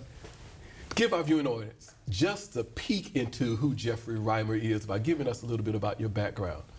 Well, I went to college at the University of Southern Mississippi on a baseball scholarship and finished there with a degree in business administration. It was tough times in '85, so I moved up to Michigan, started in sales, created my own company from scratch, worked that for 20 years. And I decided that I want to move back to Florida, and I've always wanted to teach. I taught in the K-5 system doing sunshine math. I volunteered on a weekly basis. I really enjoyed working with the kids. It kind of gave me that feeling that I want to do this. So, 10 years ago, I went back to school and got all the necessary credentials to become a teacher. And I focus on algebra, math. And I've been doing that for 9 years now at Fort Pierce Central. It's the only job I've ever had. So when you think about your time away from teaching, 10 years ago coming to teaching, reflect back and do you think that there's a teacher along the way that kind of inspires what you do with students every day? Absolutely. The person, and I even wrote in my, the questions you guys provided me, Mr. Gibson. He was my 5th grade math teacher at Rosewood Elementary School in Vero Beach. He was the first male teacher I ever had. He was African American. We bonded very closely. I just worked really hard for him. He showed me what it was like to be accepted, and it was okay to work hard in school. It wasn't to be made fun of, because you wanted to strive to be the best. We just connected, and he's probably the person that sticks out in my mind the most. Cool. Thank you, Mr. Gibson. Yeah. Ms. Buchanan, introduce yourself to our viewers for us, please. Proud principal at Fort Pierce Central High School, and this is going on my 16th year here in St. Lucie County, 5th year as a principal, and I am just excited to really share with everyone a wonderful teacher who is just superior in every way. So, 10 years now, Mr. Rymer, what's your favorite part of teaching? My favorite part is getting up in the morning and going to school and seeing the kids. I really sincerely enjoy this job. I don't really look at it as a job. I hope the kids get as much from me as I get out of them, because they really make me feel like coming to work every day. So, Ms. Buchanan, you have the opportunity to see all the magic happen with Mr. Rymer every day. When you visit his room, tell us what you see, hear, and feel. Number one, kids, and this is just a fact, kids who are afraid of math Kids who believe they're not good at it, in Rymer's class, they're confident. In Rymer's class, they want to do work. In his class, it's almost like they don't want to let him down and they don't want to let themselves down, because he's teaching them how something might not be your strength, but you can work at it. And he mentioned, even with his mentor, like way back, it's okay to strive for excellence. And in a class which is pretty tough as algebra, for a 9th grader especially, and most are 9th graders, in Rymer's class, you see a lot of kids, if not all, who are willing to put in that work to be better. And that's not easy.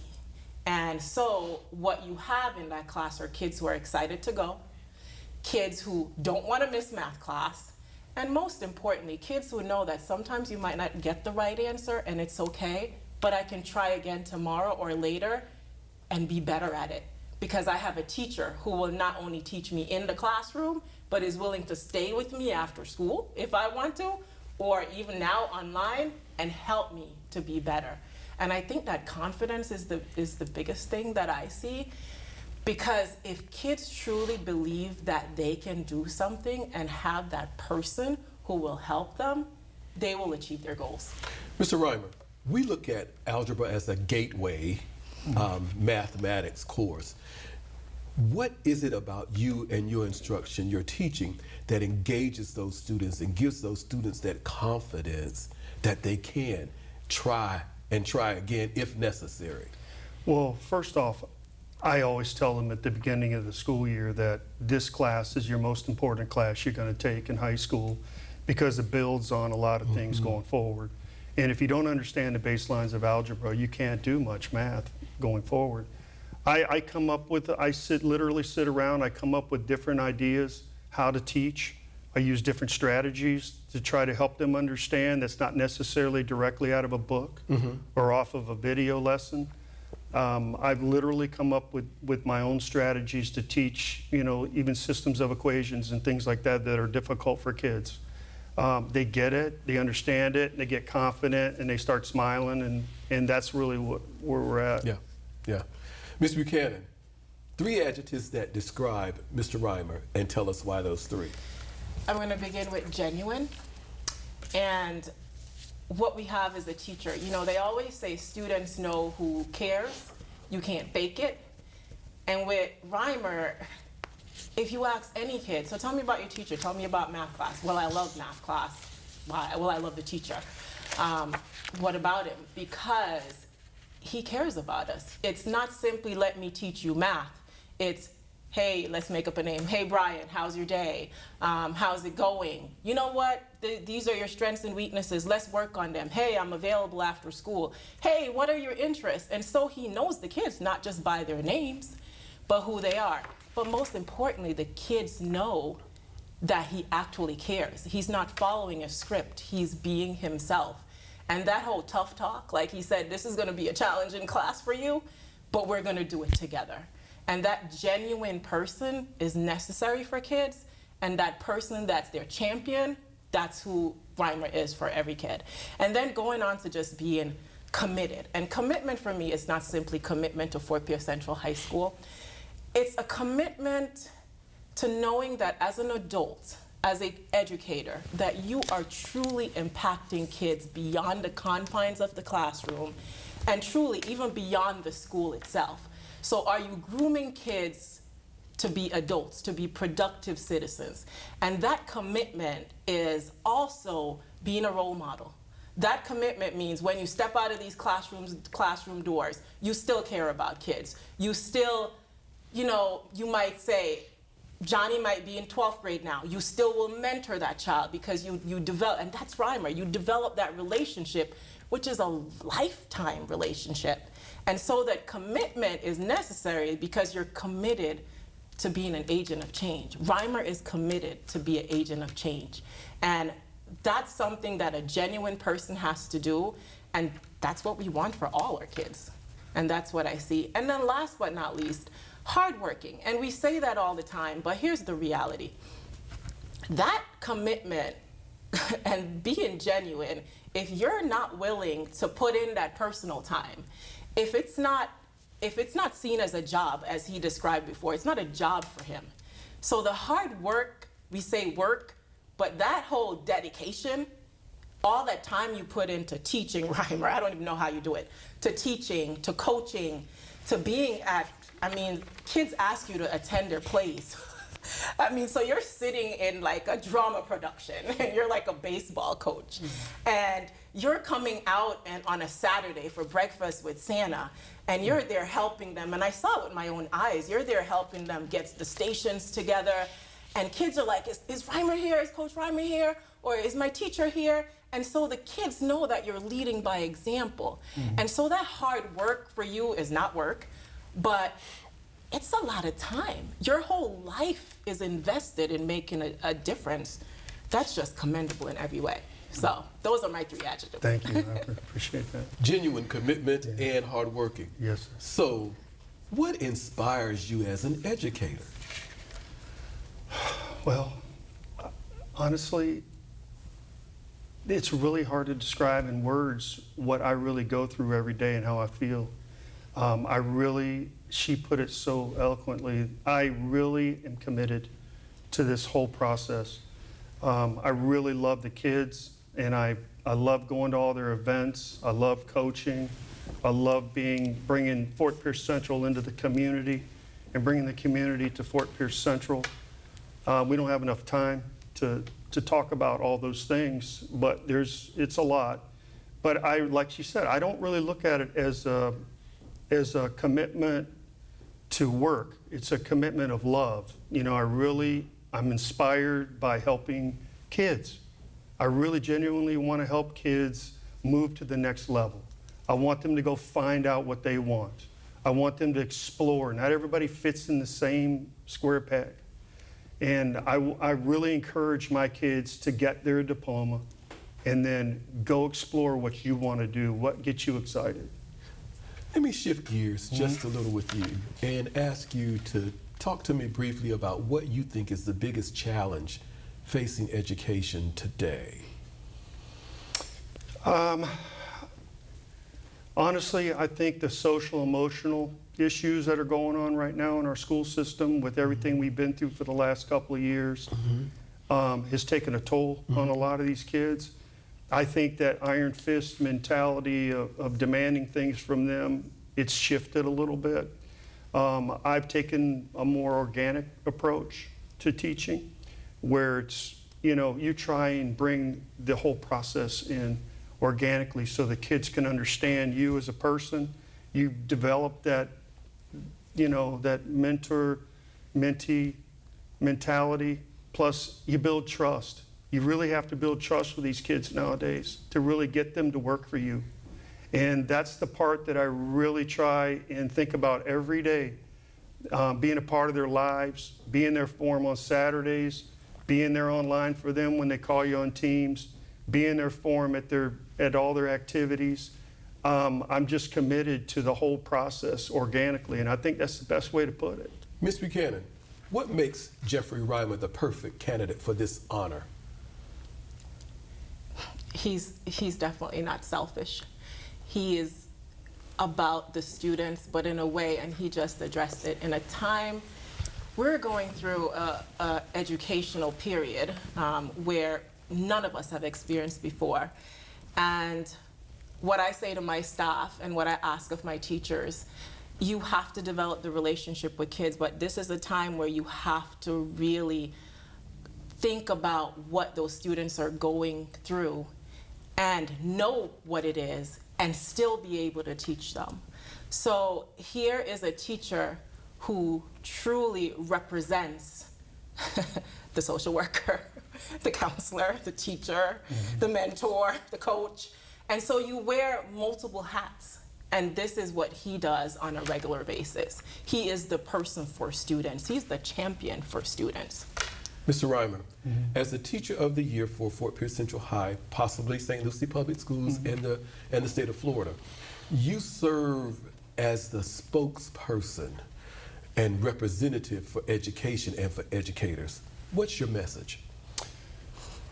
I've been thinking about that. I would say that the message would be that you have to be all-encompassing to the school, the students, the environment that you're in. You cannot just come in the mornings and punch out in the afternoon and expect to get the results that you're looking for. I think more than ever, because of what we've been through the last few years, that you have to be fully engaged. You have to be fully involved with these students. You have to be fully involved with their families. You have to keep everybody in the loop.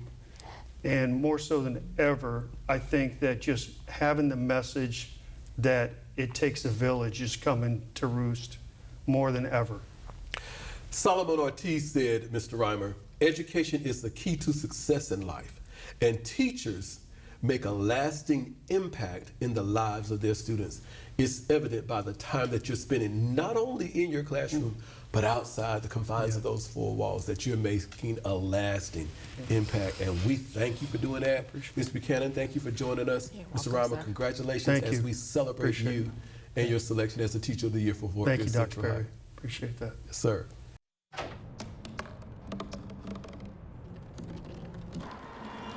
Everybody has a dream.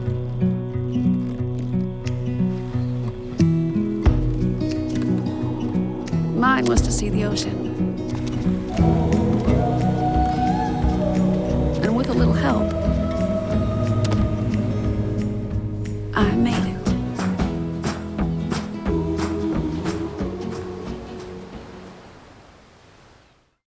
Hello, and again, welcome to our Teacher of the Year celebration as we have the wonderful opportunity to speak with the fantastic Lillian Athill, who's a wonderful Teacher of the Year for Cass, our School of the Arts. Welcome to our show. Thank you. The Creative Arts Academy of St. Lucie. She's brought with her her fantastic assistant principal, Miss Nikki Gavoni. Welcome to our show. Thank you. Ladies, it's a pleasure for me to have an opportunity to speak to you. As you know, Cass is near and dear to my heart. And I've had the opportunity to work with both of you and to celebrate your selection by your staff as their Teacher of the Year. But more so, Ms. Athill, it gives us an opportunity to share with our entire community, our entire viewing audience, persons that represent what's right, what's good, and what's best about education here in St. Lucie County, our teachers. So again, congratulations and welcome to our show. Thank you. I know you, and many people viewing may know you, but would you please start by giving our viewers just a little bit about your background? Okay, my name is Lillian Athill, and of course I am at Creative Arts Academy. I teach media, which is library services, and I also teach credit retrieval, and also resources for level 1 students. I have been in the system for about 26 years. And on top of being in the system, I graduated with my bachelor's from Florida A&M in, I know. That's okay, that's okay. In elementary education. And I went to Nova Southeastern University to finish up for my master's, which is in media education. And afterwards, I went to receive my specialist, which is in educational leadership. Awesome, awesome. Ms. Gavoni, would you please introduce yourself to our viewers? Hello, hi there. I am the proud assistant principal of CAS, Creative Arts Academy of St. Lucie County. I have been here in St. Lucie County for the past 15 years. I started out as an ESC teacher. I taught at Garden City, Southern Oaks, and I transitioned over to Fort Pierce Magnet School of the Arts.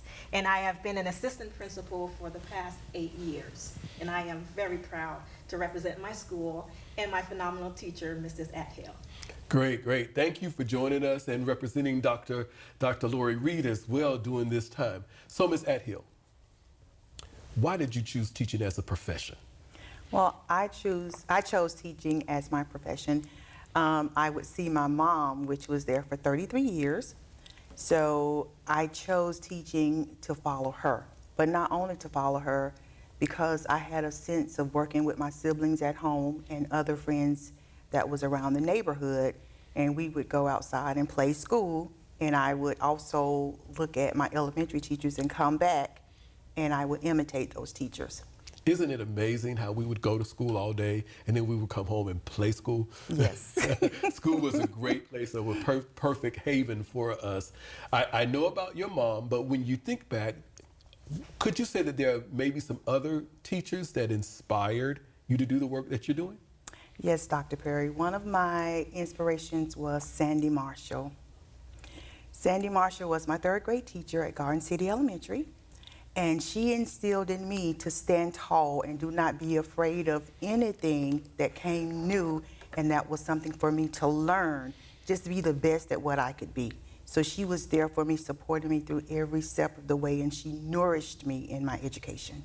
So, Ms. Athill, when we think about media services and credit retrieval, tell us what a day looks like in your room briefly. Well, in my classroom, to start your day off, we have a routine day. We start off with some of our classes, such as my intervention classes for my level 1s, and then from my level 1s, we go into our K-2 library services. And also with credit retrieval, I go into credit retrieval with the open mind to know that sometimes students have a pitfall in their lives and they need to be able to recover those classes. But it takes a special person to help those students to get what they need.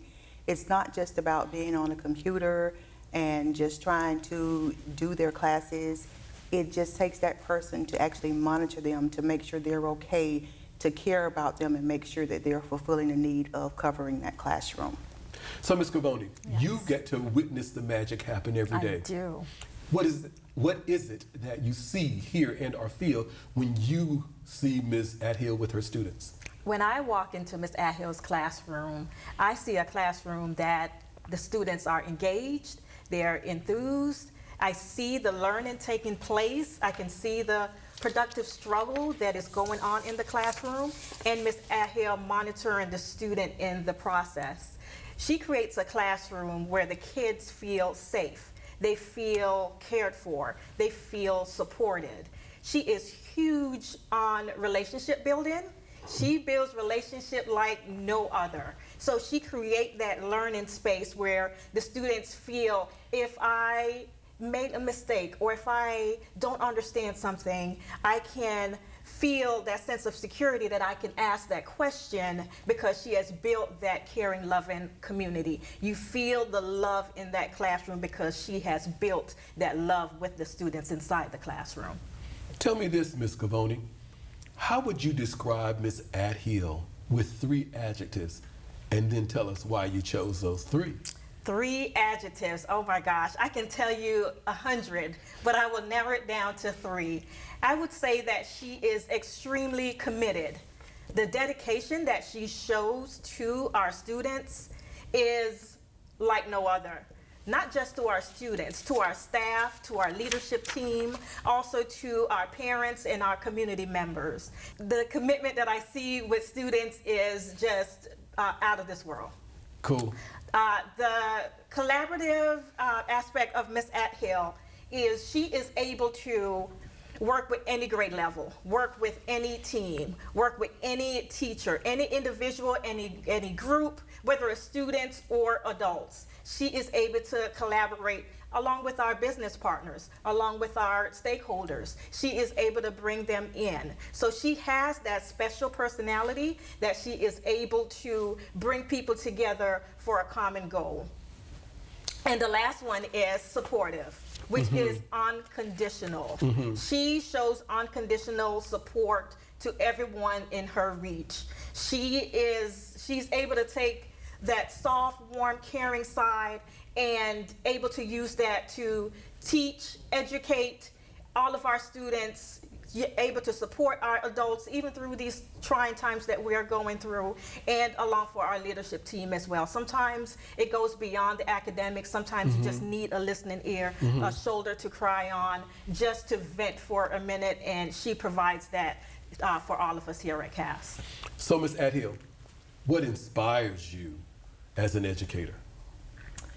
I think the students inspire me as an educator. Just walking into that classroom, seeing them and knowing that they're there for me to get them to where they need to become successful. A lot of students come to school with issues and they have the weight of the world on their shoulders.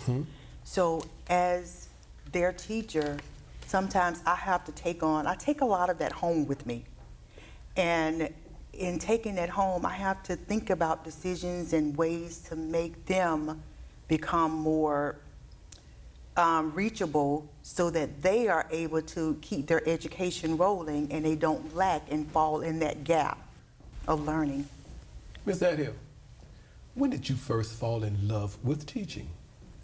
I would say that that was probably at the early age of maybe 5 or 6, because I would take out my Barbie dolls and I would sit them all in a row and I would teach them. And like I said, my elementary teachers, Miss Kendrick was my kindergarten teacher, and I would just imitate everything that she did over at Means Court. Awesome, awesome. Ms. Scavone, tell us, what makes Mrs. Athill the perfect candidate for this honor?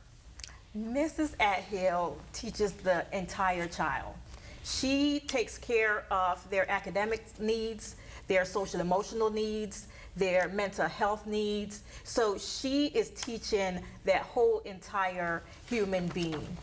Not only she's teaching the entire child, she, as I mentioned before, takes care of the adult staff there at school. And then it permeates out into the community. She is involved in various community organization and activities. She's involved in the Shriners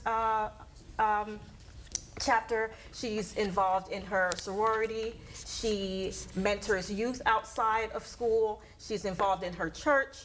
She's involved in fostering students that needs respite or just need some TLC, the elderly, the homeless. I can go on and on, but it not just stops there in our brick and mortar of our building of our school, but the teaching, the education goes into the community as well. So Ms. Athill, as the Teacher of the Year at CAST, possibly for St. Lucie County or the state of Florida, you would serve as a spokesperson and representative for the teaching profession. Having an opportunity to speak with decision makers, with parents, with supporters, what's your message? I think I would tell everyone to make sure that we take care of ourselves, build relationships with not only the students, but our staff as well. But in order for us to reach out to our students and make sure that they're getting what they need, we need to first take care of home, which is ourselves. We're awesome. The heart. Awesome. Marva Collins, one of the world's greatest educators, if you ask me, said this: I am a teacher. A teacher is someone who leads. There is no magic here. I do not walk on water. I do not part the sea. I just love children. Thank you for loving children, but it's evident from the words of Ms. Scavone that you love the staff, you love the administrators, you're loving in the community. Thank you for spreading that love and making the lives of our students so much better. Ms. Scavone, thank you so much. Thank you for joining us as well. And Ms. Athill, we're excited to have this opportunity to celebrate you and to celebrate teaching. Thank you.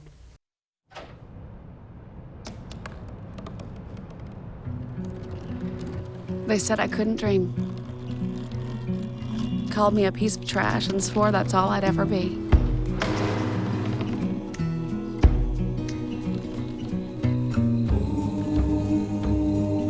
Said a bottle couldn't see the ocean.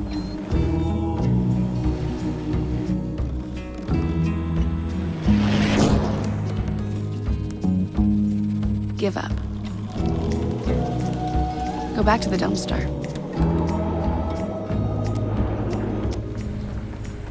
But I didn't listen. I made my way.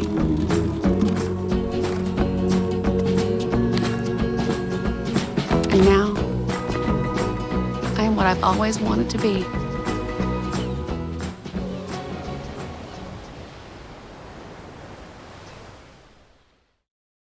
Hello, it's our pleasure to welcome to our Teacher of the Year celebration show, the wonderful Mr. Kyle Cobb, who's the fantastic Teacher of the Year at Fort Pierce Westwood Academy. Mr. Cobb, welcome. Thank you. Happy to be here. He's brought along with him the proud principal, one that I'm proud of, Mr. Joe Lazo. Welcome to our show. Thank you, Dr. Perry. It's a pleasure to have both of you gentlemen here with us. It is always a pleasure for us to be able to film this show and share this show with our community because it gives them just a quick peek inside some of the wonderful teachers that we have here in St. Lucie Public Schools that are representative of all of the other persons that teach in our district. And then it gives us an opportunity to celebrate teachers and teaching. So thank you for joining us again. Mr. Cobb, just so that our viewers will have a quick insight into who the wonderful Kyle Cobb is, give us just a brief background, please. So my name is Kyle Cobb. As you said, I'm the engineering and robotics teacher at Fort Pierce Westwood Academy. So I've been teaching roughly now for about 10 years. I started my teaching career as an elementary teacher about, as I said, 10 years ago. I moved into high school 4 years ago, and since then I have been part of an amazing engineering and robotics program there, working with students, getting them into the career fields, as well as supporting teachers in their needs as well. So what's your background? So my background starting out was, I always wanted to go into teaching, but going to do the internship, I had to pay for school while I was going to school. So I kind of went a roundabout way of doing it. My degree is in business, and then I have another degree in engineering. So I started out in elementary school, taught elementary for 5 years, 6 years actually, and then got my engineering degree in electronic technology. Cool. And then moved into the electronics program teaching robotics at Westwood. Yeah, I wanted to hear that engineering part. Yes, yes. So what, if I walked into the engineering robotics room, what would I see? What would be happening? So one thing with teaching, it's not like a course subject where you have like the hard content to go through. I try to keep everything hands-on and interactive. Obviously there's content that has to be taught, but a lot of that can be done through interactive teaching and students exploring on their own. I'm a very big fan of inquiry, because learning in itself, if you don't do it, you're not going to learn it.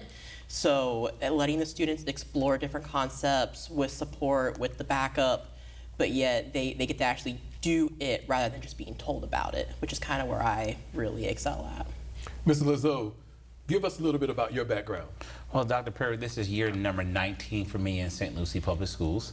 I started out as a product of St. Lucie Public Schools as well, graduated from Port St. Lucie High School. Go Jags. Taught for many years, found a great opportunity through great mentorships, one including yourself and many others, that gave me a little nudge to, let's go further, Mr. Lizzo, do something different. Impact, make your impact even far greater. Now, this is my 6th year at Fort Pierce Westwood Academy, the West Prep Magnet, and this is 6 years as the principal, the proud principal as that. Great. So you get to see the magic happen every day. Tell us what it is that you see, hear, and feel when you walk into Mr. Cobb's room. I feel you can hear it, a level of excitement and innovative practices that are taking place. Mr. Cobb talked about that inquiry-based learning. Project-based learning is something that Mr. Cobb has really embraced and really expanded upon in his classrooms. It's not just about students or him talking about the content or the task. It's students doing the task, doing the work, being able to explore on their own, having their learning take place at their fingertips. And that's one of the unique opportunities that Mr. Cobb has brought to us with his engineering background through the robotics program now. So, Mr. Cobb, is there a person that you think along the way, teacher, that maybe inspired you to be a teacher? So yes, one thing that I am proud to say, I am actually a graduate of Fort Pierce Westwood High School. So I am also a product of St. Lucie County. Oh, that is, yes, we love it when our students come back to be our teachers. Great job, yes. So that makes it a real big honor to be in this position, of course, being a graduate. But yes, looking back at my time at Westwood, there were multiple teachers that I think really kind of inspired me to go into the field, some of which are still at Westwood, some of which have retired since. But definitely multiple individuals from Westwood that really kind of inspired me to keep moving forward. So, Mr. Lizzo, describe Mr. Cobb for me using 3 adjectives and tell me why those 3. First one I would say is a go-getter. Mr. Cobb, and the reason why Mr. Cobb actually found an opportunity through the career technical education programs to go and seek that certification before the announcement of the robotics program was going to be offered at West Prep. So he had the intuition, that's my next adjective there, to describe Mr. Cobb, that intuition, that forward-thinking opportunity to bring something and do something that has never been done before. And that's innovation, which is my third adjective that I'll describe. He's very innovative with the practices that he's utilizing in his classroom to capture students' attendance and student learning, which we're going to see a great opportunity for our students at West Prep moving forward. So, Mr. Cobb, what inspires you every day to go do it? What's your fuel? What drives you? So I think the move into high school really was a change for me. And what I've seen that really inspires me, that really keeps me going, is as a high school teacher, and not just a high school teacher, but a career prep program, I have my kids for up to 4 years. So I see them come in as 9th grade freshmen who are still children, and they leave me as young adults. And I get to watch that change and work with that change and sometimes inspire that change. And the relationships that I build with the students through that time is just purely amazing. The amount that I get to know about my students. And now with my first group of seniors this year, I'm actually helping and participating in the process. They're planning for college, planning for career, some of them planning for the military. So they're coming to me to have those conversations, which just shows that the trust and relationships that I've built with them, which goes back in to keep pushing me forward of, I know I'm touching these kids, I'm making the impact in a positive way, and I'm helping them to go be better, to go be productive citizens, to be better citizens, to be able to be successful in life. When did you fall in love with teaching? For me personally, I definitely have to say, while I enjoyed teaching at the lower levels, high school was definitely, for me, moving in about 4 years ago at this point, was definitely where it clicked of this is really where I enjoy it. Partly because of the relationships that I started building with kids on a just completely different level than what I had seen in the past. What do you think your greatest impact on students is? So, when you look at a career technical program, some of these kids plan to go to college, some don't. I'm giving them that opportunity to pick which way they want to go. And where I think I have the biggest impact is for the kids that whether they want to go to college or go into the career force, I'm providing them with the opportunity to see what it is and to make that educated choice with some basic knowledge to actually move into a career or move into their choice college, or if they choose to go into the military. I've had students already graduate and go into the military as radar technicians, work on electronics from what they did within my program. So I think for me that impact is setting students up for their life moving forward after high school. Mr. Lazo, what makes Kyle Cobb the perfect candidate for this honor? Mr. Cobb was selected by his peers, his individual staff members, his colleagues saw something in him that I see in him each and every day, is the ability to go above and beyond the call of duty. While Cobb sometimes will focus in the four corners of his classroom, he is also an impact teacher. His work outside of the classroom is there. He volunteers his time. We launched a new initiative with our morning announcements, and Mr. Cobb volunteered to be the technical director on the main campus side and to ensure that we have a very fluid program moving forward. He did this on his own accord without being asked or being told. He volunteers his services. He's also one of our STEM advocates, where he leads professional development for the faculty and staff at West Prep. So his peers see the greatness that I see in him each and every day. And the relationships that he's building with his students is evident with the growth of the program. So, Mr. Cobb, what do you see as the biggest challenge for education today? Not to bring back a buzzword of last year, but the need to pivot to how things are changing. That the world is changing at a fast pace, and education needs to change at the same pace to be able to meet the needs of our current students. Students are coming in, it's not that kids are changing, the world has changed. And as educators, we need to be able to teach in a way that gets through to them in the way that they need. As the Teacher of the Year for West Prep Magnet, you represent all that's good about teaching and teachers. You could possibly be the Teacher of the Year for St. Lucie Public Schools and for the state of Florida. In that position, you will have an opportunity to speak with many decision makers. What's your message?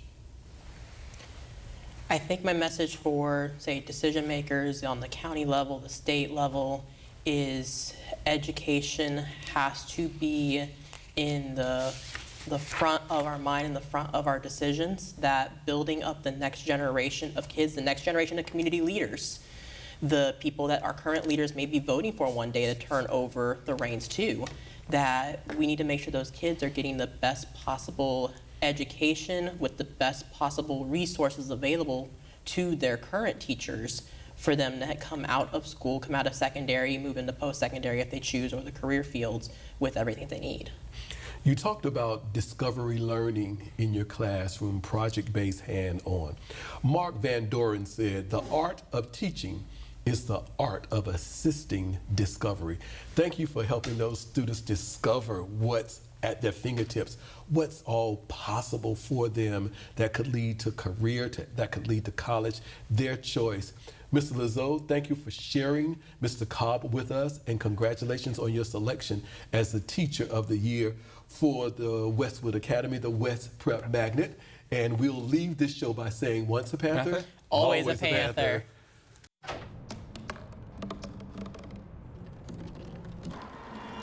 Everybody has a dream.